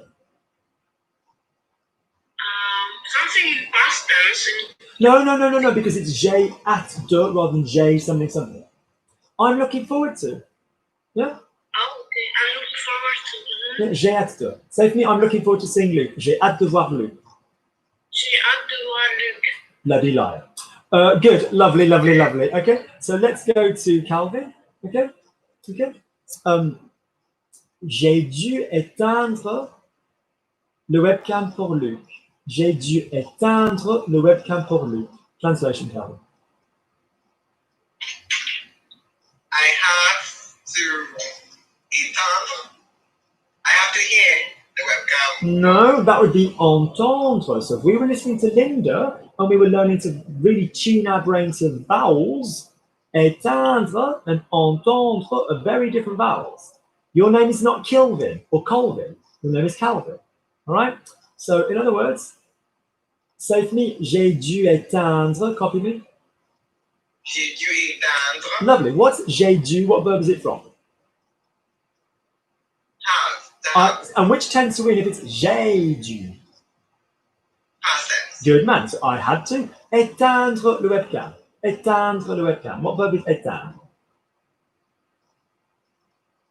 Switch off, turn off. Switch off the webcam. Yeah, past tense is éteindre.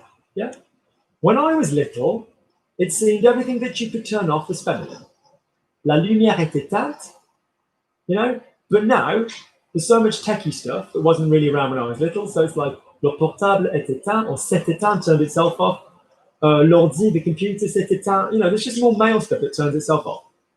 Okay, good. And we don't want a male turned off. Good. So éteindre. Good.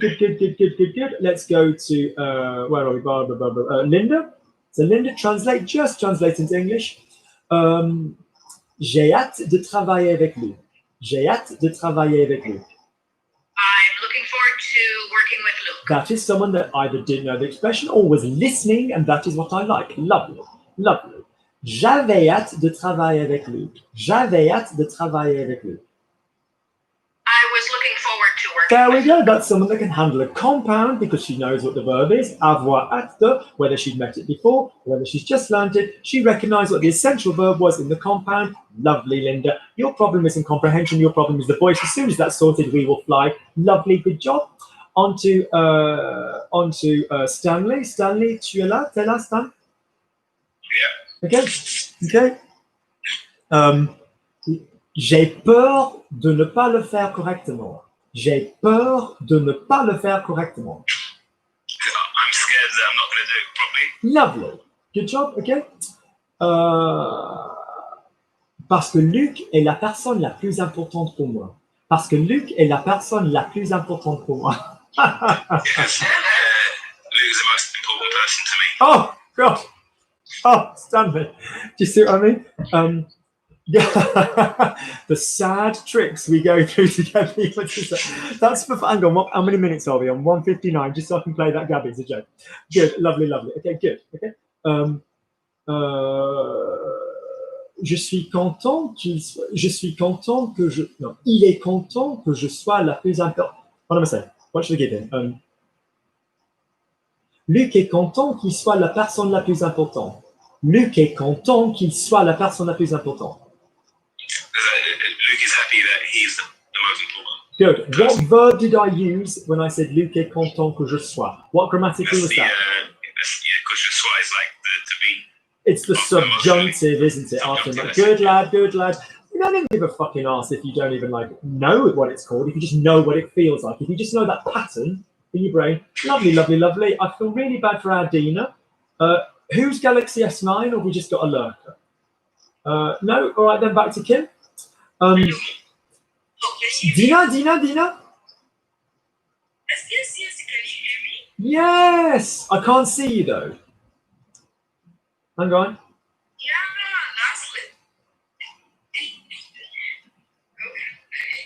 Dina, brilliant. Right. No one else speak. Where are you from, Dina? Oh no, we've lost you, Dina. Where are you from? Oh, ça fait mal au cœur. Ça fait mal au cœur. It kills me. Ça fait mal au cœur. It's like just badness to the heart. Oh well, sorry, Dina. If you could try and sort out the tech for next week, that would be great.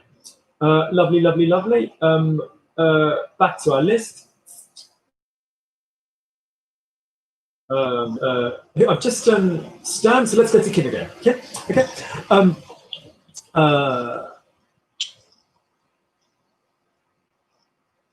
Moi, je vais glander toute la semaine prochaine. Moi, je vais glander toute la semaine prochaine. I'm gonna hang out all weekend. I'm gonna hang out all next week. I'm gonna just chill, do nothing, whatever. Okay. J'aurais du mal à le faire. J'aurais du mal à le faire. I'll have trouble doing it. Spot on. By definition, it could also mean I would have difficulty doing it, but that would then need it if I did some other shit. As in, I'd have difficulty relaxing if Stanley would. No, but you take my point. So years ago in French, the will and the would had a slightly different stress. So for example, je mangerai versus je mangerai. There's like a slight subtle difference. Now just fucking say it normally. Good. More for you, Kim. Il faut vraiment que je nettoie, il faut vraiment que je range ma chambre. Il faut vraiment que je range ma chambre. Really need to tidy up my room. Okay, okay, lovely. C'est bordélique. C'est bordélique. It's a fucking mess. It's a mess. And I'm sorry, Kim. If I'm thinking it, you can safely assume there's a fucking. All right. Good, good, good, good, good. Let's go to Linda. Linda. Je vais beaucoup travailler pour mon Luc. Je vais beaucoup travailler pour mon Luc. Off you go. I have a lot of work for Luke. Don't do me the narrative. Don't create your own narrative. What did I say? Je vais beaucoup travailler pour mon Luc. Je vais beaucoup travailler pour mon Luc. I'm going to work a lot for Luke. For my Luke, yes. So this is a provincial thing that we tend to do in French. So in the north of England, though I don't know, you do still sometimes hear it a little bit. Stan, remind me, whereabouts are you from? You're more sort of Thames Estuary, aren't you? Where are you? I'm from Croydon. Yeah. So you're like, you're like, yeah, Thames Estuary. Like I said, you're within the stream of, Thames Estuary just basically means either side of the Thames closely. Yeah. So in other words, would you say, oh, look, it's our Stanley? Would you about someone in the family use our particularly? No, it's like a northern thing. It is, exactly. It's like a northern thing, exactly. So in other words, like, Marie, do you know what I mean? Or something like this. Okay. As Anna Marie, like, lovely. Gabby's pregnant again. Oh. So basically, what I'm saying is, the point is, you do provincially, I can't speak English, you do provincially get stuff like this in French. One of them is the use of mon. So for example, if I'm speaking to friends in Besançon, which is where we're going on holiday, it'd be like, ça va mon Luc? So because I'm really close to like Vero, for example, the mom of the little boy that I used to look after at the kids' hospital, be like, ça va mon Luc? And I'll be like, salut ma Vero. Like, she's not my partner in life, but I'll be like, mon Luc, it'd be like, mon Luc et ma Vero. We'll also use le and la. Elle va bien, la Kim? She's all right, Kim? La Kim. Now, it's not like some diva like La Kim. Like, La Taylor. Like people used to talk about Elizabeth Taylor, like La Taylor, or, it is a way to refer to, but that's more from an Italian opera langage. But it's not from that. So in other words, these are the things proper. All right, good. So I'm going to really work for Luke. It's like I'm really going to work for, our Luke, but we wouldn't really say that in English. Good. Lukey. In other words, it's another way of making something affectionate. Yeah? Okay? Rather than that fucking bastard Luke, for example. Okay, good. Lovely. Stan, ta copine doit se poser pas mal de questions. Ta copine doit se poser pas mal de questions. Ta copine Does your girlfriend doit must se poser pas mal de questions. Ask you lots of bad questions. Se poser. Who's she asking the questions to? Se poser. To him. Your, Asks him lots of hang on. Your girlfriend asks questions se. What je me lave means, Stan? Je me lave. Wash yourself. What tu te laves? You wash yourself. Il ou elle se lave. She washes herself. So se is the reflexive or reciprocal. Yes. Reciprocal, you know? So in other words, if I'm saying, talking about your girlfriend, I say ta copine, elle doit. Is it your girlfriend or your wife? Girlfriend. Kim is still home. So basically, elle doit se poser. Who is she asking the questions to? Of herself. So she's got to ask herself a lot of pas mal de questions. Now, pas mal de was the expression that we had earlier. What was pas mal de? It came up in Kim's translation. Quite a lot of. Yeah? Basically, not a bad amount of. Not a bad amount of. Pas mal de. Not a bad amount of. This is a really fucking common expression in French. So there was quite a lot. There's quite a few people. Il y avait pas mal de personnes. Yeah, yeah. Ça va, pas mal. I mean, you can use pas mal somewhere else, but pas mal de becomes another expression of quantity. Spoonerism, an expression of quantity. Yeah, really commonly. So if you've got like un peu, un tout petit peu, un peu, pas mal de, plusieurs, beaucoup. You know, pas mal is like, you know, kind of like a. Oh, there's quite a few. Yeah, not a bad amount of. Pas mal, you know, good. Good, lovely. So, ta copine doit se poser pas mal de questions. Your girlfriend must ask loads of questions. As in, why are you sitting in front of a computer while someone's screaming fuck at the top of their voice? She's like, are you playing Fortnite again? No, it's my French teacher. Somebody the other day literally thought that I was teaching somebody and they were like, are you playing an Xbox game? And they were like, no, it's my French teacher. But my brother is paid to play Xbox games. Is that not the literally? And also he was in the army, and this is kind of sad. Like a tank door opened and kind of almost ripped his arm off, but it was repaired with surgery. And like he just like gym and stuff, so it's not like he's a total fucking you know he can use his arm. But in other words, he now gets paid for playing like beat 'em up games on Xbox, like $2,000 a week. For people to watch him play. I know, it's sick. It's sick. It's so sick. He didn't even finish school, and he's getting this kind of crazy money because he's really good on the Xbox.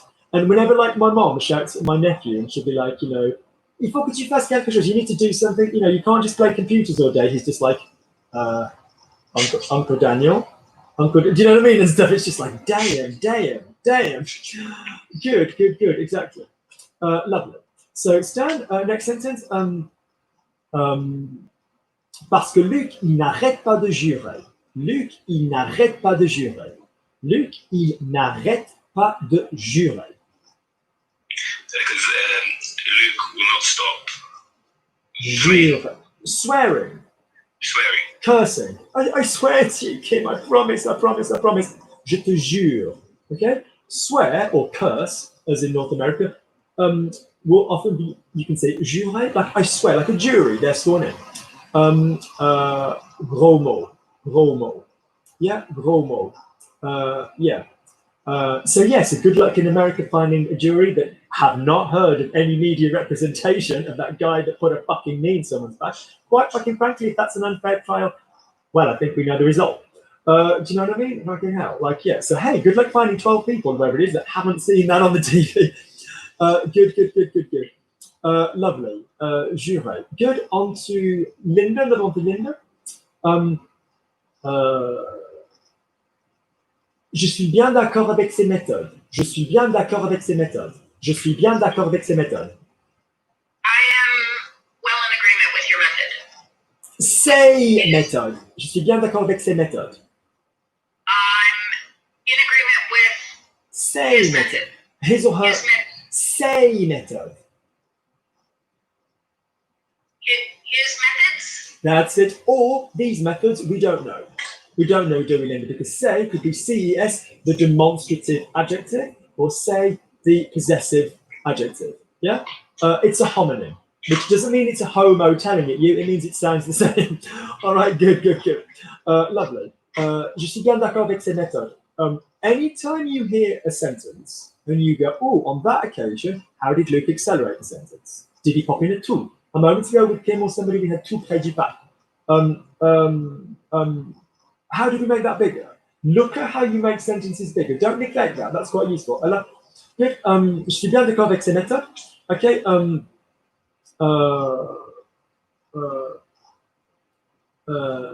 What should I give you? J'en avais marre de ne pas pouvoir comprendre. J'en avais marre de ne pas pouvoir comprendre. J'en avais marre de ne pas pouvoir comprendre. Didn't misunderstand. So when we speak, and you already earlier demonstrated very nicely what we were doing last week about the compounds. So if I gave you an expression, I went, right, j'ai soif, and I said, stick that shit in the imperfect, you'd say j'avais soif. Do the same thing with your listening. If you hear j'en avais marre, what's the verb you can hear in j'en avais marre? Good job. Great. So what's the present tense for je of avoir? A. So j'en avais marre in the present tense would become j'en ai marre. Does j'en ai marre have any significance for you? It might not, but just use this technique. So what's j'en ai marre mean? What does j'en ai marre mean? J'en ai mal. J'en ai marre. J'en ai marre. Je sais pas. I don't know what marre is. I'm sick of it. No, I'm sick of it. Say to me j'en ai marre. Okay, I'm sick of it. No, in French. I know you know how to say it in English. Say to me j'en ai I marre. was sick of it. In French, copy me in French. I know you know how to say it in English. Say to me j'en ai marre. J'en ai marre. J'en ai mal. And again, but listen. Teachers, they don't listen, man. J'en ai marre. J'en ai marre. Now, normally, j'en ai marre. J'en ai marre. That's it. Good job. Good job. To be sick of some shit. So either I'm sick of you, not you, Linda, but someone, j'en ai marre de toi. I'm sick of your shit. J'en ai marre de ta merde. I'm sick of this, whatever, internet or something. J'en ai marre de cet internet. I'm sick of whatever, the virus. J'en ai marre de ce virus. Grammaticians amongst you. So that's basically Kim. Yeah. So basically, j'en ai marre is one of the few expressions where you can have an on and a de. Yeah, because normally it's one or the other. Calvin, as we did earlier, you're going to email me about ABC verbs. Je me souviens de toi, or je m'en souviens, I remember it. J'en ai marre de, you've got an on and a de, because it's just phraseologically acceptable, which I know is odd, but it's just become acceptable. Good. So j'en ai marre de ne pas pouvoir comprendre. So I was sick de ne pas pouvoir comprendre. What was I sick of? I was sick of de ne pas pouvoir comprendre. I was sick of not understanding. De ne pas pouvoir comprendre. Of not being able to That's understand. it. Be mindful of modals, because those little fuckers will get everywhere. I'm going to see Kim. Je vais voir Kim.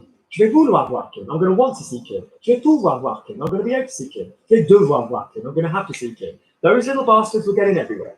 They really, really will. Okay, good. Sneaky little modals. Lovely. Calvin, are you there? Calvin, it's Christmas time. Are you there? Yeah, I'm here. That's good. Okay. J'ai du mal à comprendre pourquoi tu as une image de Noël. J'ai du mal à comprendre pourquoi tu as une image de Noël. It's difficult to understand the Christmas image. No, it was quick. J'ai du. I have difficulty in understanding the Christmas image. Listen. J'ai du mal à comprendre pourquoi tu as une image de Noël. I have difficulty understanding why you have a Christmas image. Good. Lovely. Vu qu'on est juin, seeing as it's June. Oh shit! My mum's Christmas present. I forgot to fucking wrap that and post it. You see, it's a good thing I have up this picture I reminded you.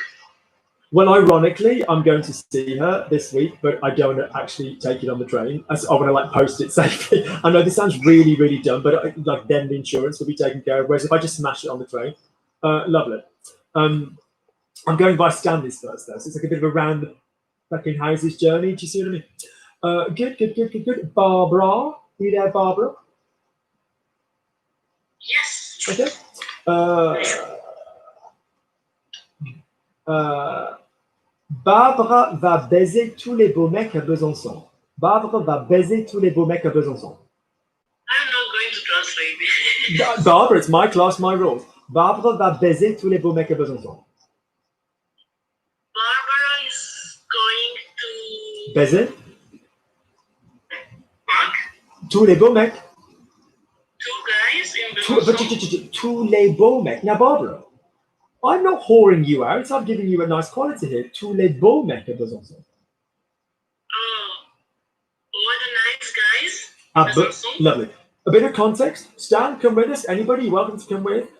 We've basically got a holiday that we were going to do in May that we're now going to do in basically one of the cities that I'm organising like a little trip for. A language trip. I said to Barbara, I spent 10 minutes going, so you're all going to be put into teams, and every day you'll have to kind of like go out and record shit, and I'll give you people to go and speak to in French, and you've got to record it, and you come back, and it's all like adventurous, and find things and all this kind of stuff, and go to the museum and find this, and go and order this, and go up the hills, because there's all beautiful hills around Besançon, go and find hidden objects and all this kind of stuff.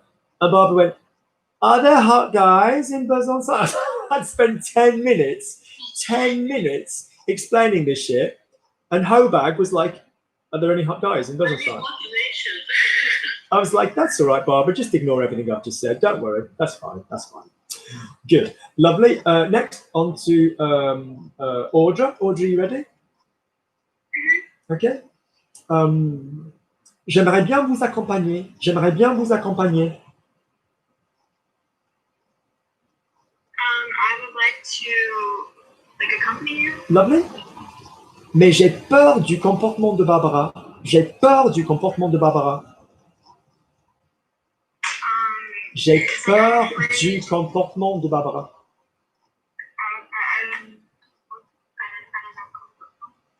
A word in English, comportment. Kind of a dicky, older fashioned. I don't know. J'ai peur de. What's j'ai peur de? I'm afraid of. Du comportement de Barbara. Whose shit is this? Whose comportment is it? De Barbara? Barbara. Great. So you're afraid of Barbara something. Is it A, her attitude? Is it B, her man-eating vagina? Or is it C, her behavior?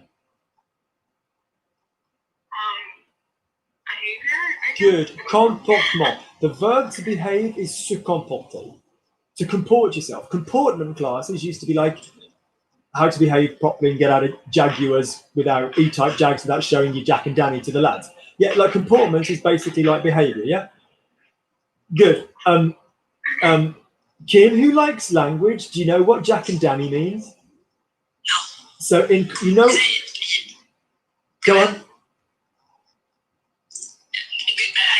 guess it wouldn't make sense, so go ahead. Oh no, I was going to say, so you know Verlan in French, the London equivalent is Cockney rhyming slang. So Cockney rhyming slang, Jack and Danny, like two guys, Jack and Danny fanny. Oh, your vagina. Yeah, because for us, the fanny is obviously the front. Yeah, so exactly, Cockney rhyming slang, Jack and Danny. Important. It's lovely, it's very important, very important. Take a class. Lovely. Oh, I think so. Comportement, se comporter. Lovely, okay. Lovely. Audrey, next one, qui est Luc se comporte mal quand il faut. Luc se comporte mal quand il faut. Luke behaves badly. Quand il faut. Quand il faut. When he, Faut. What verb is faut from? What verb is faut from? love. Great, which means to be. Necessary. Right. So When it's necessary. Luke behaves badly when it's necessary. Lovely. Good. Okay. Lovely. Linda's got an 8x10. She's looking very professional on her picture. Okay, good. Lovely. Let's do one more round for everybody, and then we can go and rest. Good. Back. Kim.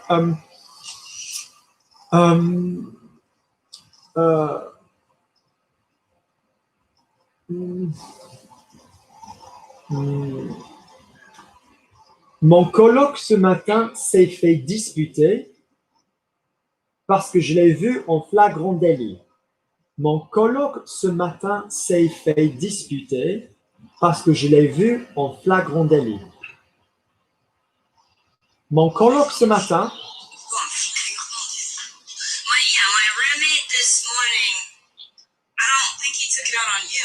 no, careful, I don't know careful. who he took it out on. S'est fait disputer. Oh, he got told off. Okay, my That's roommate got it. told off this morning because Je l'ai, on va dire, je l'ai vu because je l'ai vu, I saw him en flagrant délit.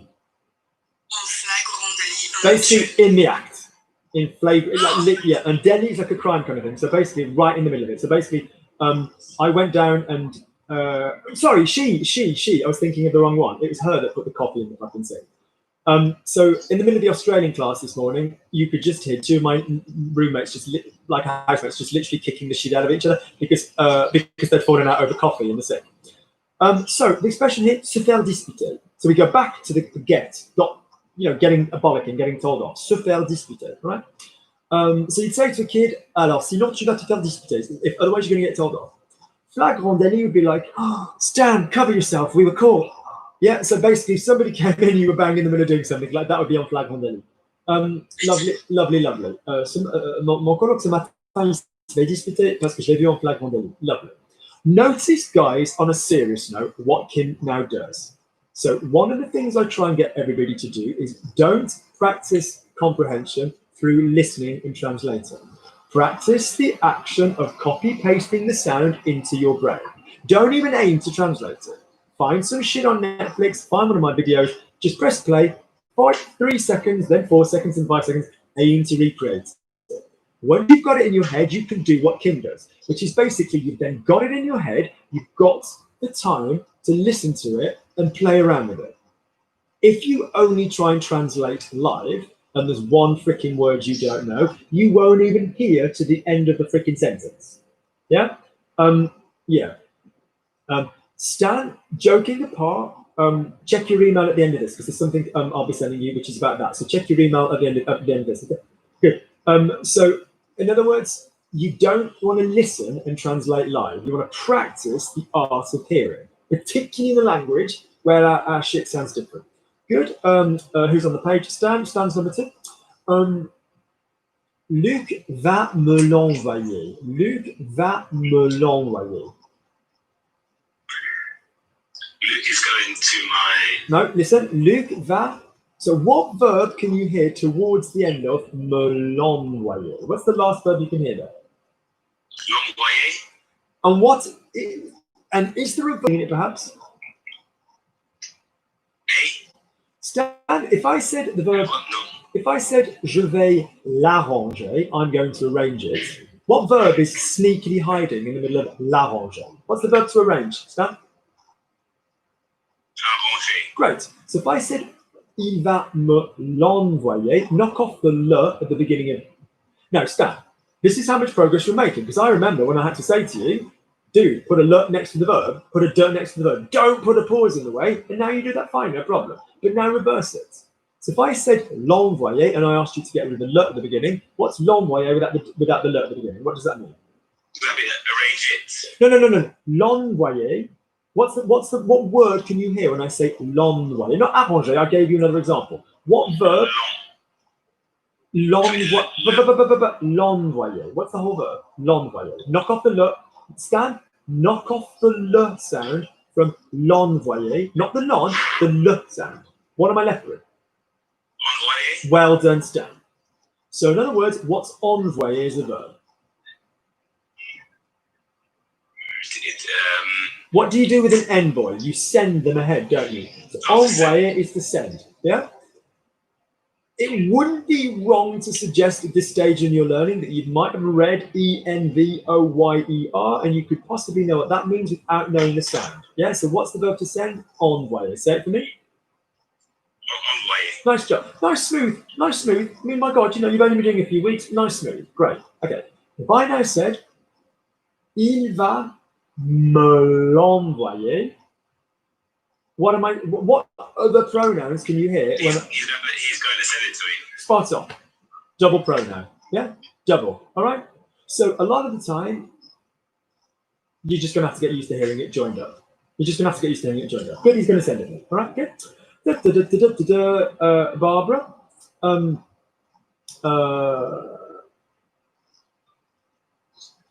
Tu me manques tellement parce que j'ai pas pu te voir cette semaine. Tu me manques tellement parce que j'ai pas pu te voir cette semaine. Tu me manques tellement.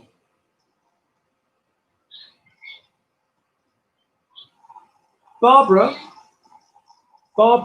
turn the porn off and listen to Uncle Lukey. Tu me manques tellement, Barbs. Are you listening?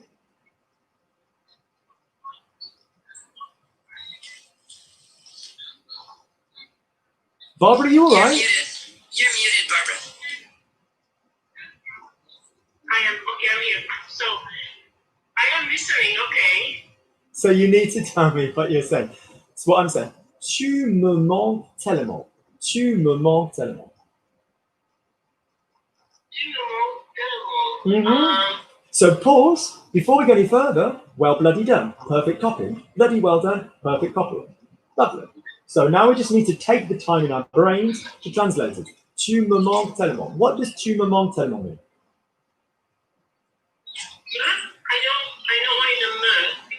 I'm fucking glad you know the M, Barbara, after 10 classes. I'd be fucking heartbroken if you didn't. But what was I going to say? What's Bob's? Barbara.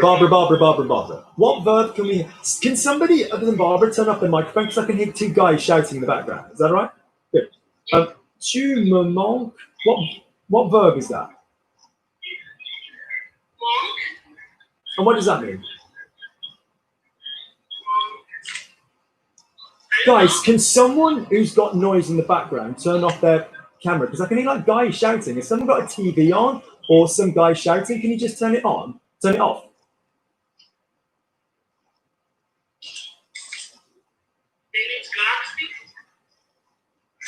What the fuck is it? Calvin, is it you?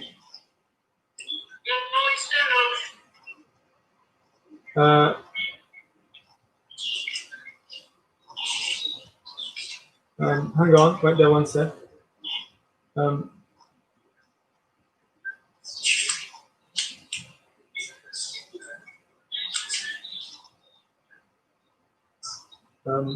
think it's.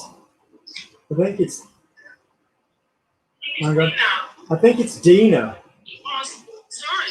Sorry. Oh shit! Well, I've removed her now. There you go. Yeah, so God, it was just really annoying. Lovely. So basically, lovely. So in other words, Barbara, tu me manques tellement. Tu me manques tellement. What verb are you hearing in tu me manques tellement? Monk. And what does manque mean? I don't know. Yes, you do. Barbara, I categorically tell you that you have watched a video called Il me manque, No, you've watched a video called Il manque, Il faut, and Il reste. Categorically. So what verb is manquer mean? I really don't know. If I go into my inbox now and find it in the sent item, to miss, yes?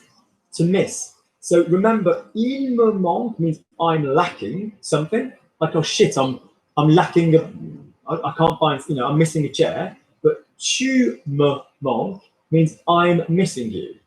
Yeah? Barbara, noticing the expression I'm missing you, I said tu me manques. Can you hear that it's the other way around, yeah?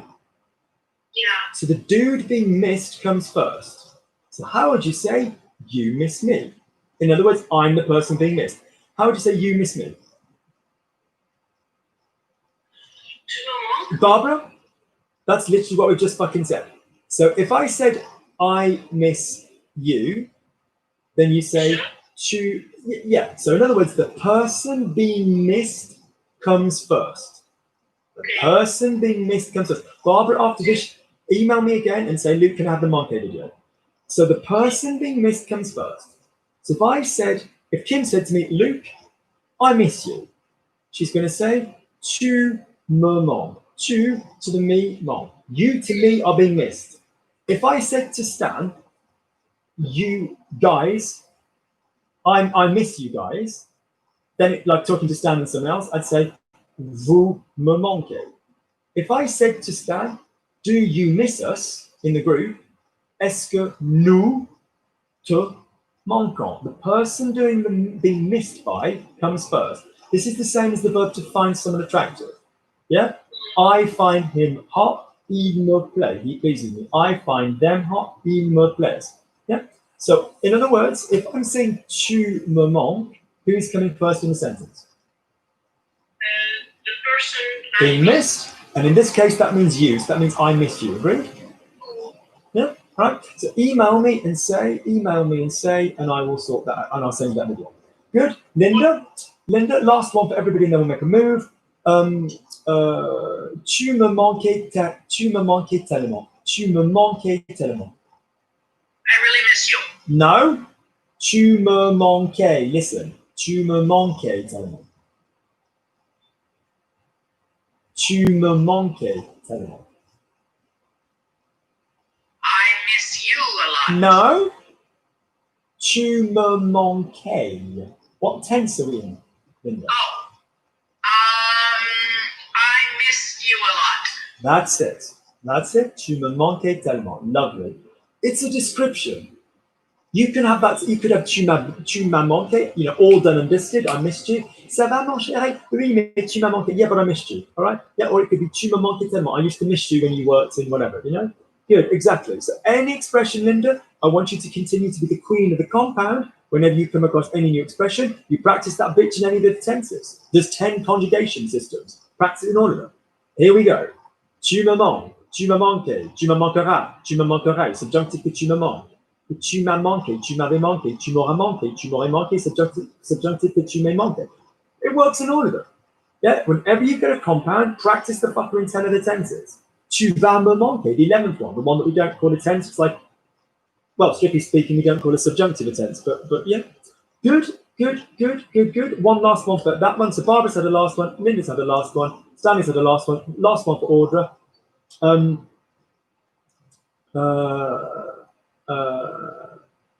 J'aime bien les verbes qui se conjuguent ainsi. J'aime bien les verbes qui se conjuguent ainsi.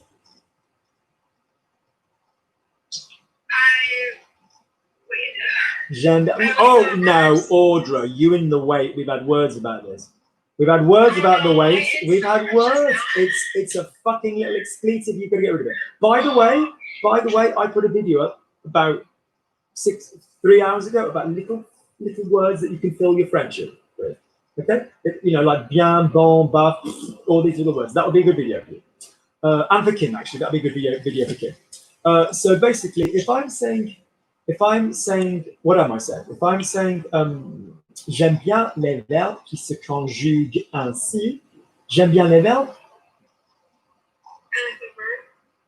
No. Bob, Audra.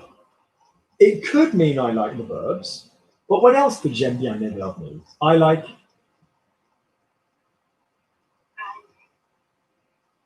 Oh, I heard a wait there. I am going to buy a device which plugs into a USB, which you basically attach to your personage, and I hit a button, and it's going to electrocute your ass. And every time you say, wait, I'm going to hit that fucking space bar so damn fast, okay, that you're going to stop doing it. And we are going to Pavlov's dog your ass out of saying wait. Don't wait. I'm not going to wait. You're going to go faster. So say for me. My hips just flat. What am I saying? Yes. So if I'm saying j'aime les verbes, other than I like the verbs, what else could j'aime les verbes mean? I like verbs. Well done. Don't forget, when we go from French into English, we reverse everything that's gone the other way. I know that sounds completely fucking obvious, but it's really true. So, for example, if I asked you to say, I like chocolate, Barbara, Audra, what would you say if I like chocolate? How would you say I like chocolate? J'aime du chocolat. No. No? J'aime le chocolat. Yes. You are going to email me and say, Luke, forgive my ignorance because you've sent it me before, but can you send me again the verb on lay versus day? Yeah? When you are speaking, quick reminder to finish, we're done after this. This is for all of you. So, when you have a the in French, in English, French takes care of you. I like the situation. J'aime bien la situation. When you have a some in English, French takes care of you. Du, de la, des, or quelque as an alternative in the plural. So, for example, you want some wine, tu veux du vin, do you want some cheese, tu veux du fromage, tu veux de la crème, you want some cream, do you want some sweets, tu veux des bonbons? So if you've got a the in English, le, la, les, le. If you've got a some in English, du, de la, des, or quelque. If you've got fuck all before your, in other words, you've got an articleless noun, so no article before your noun.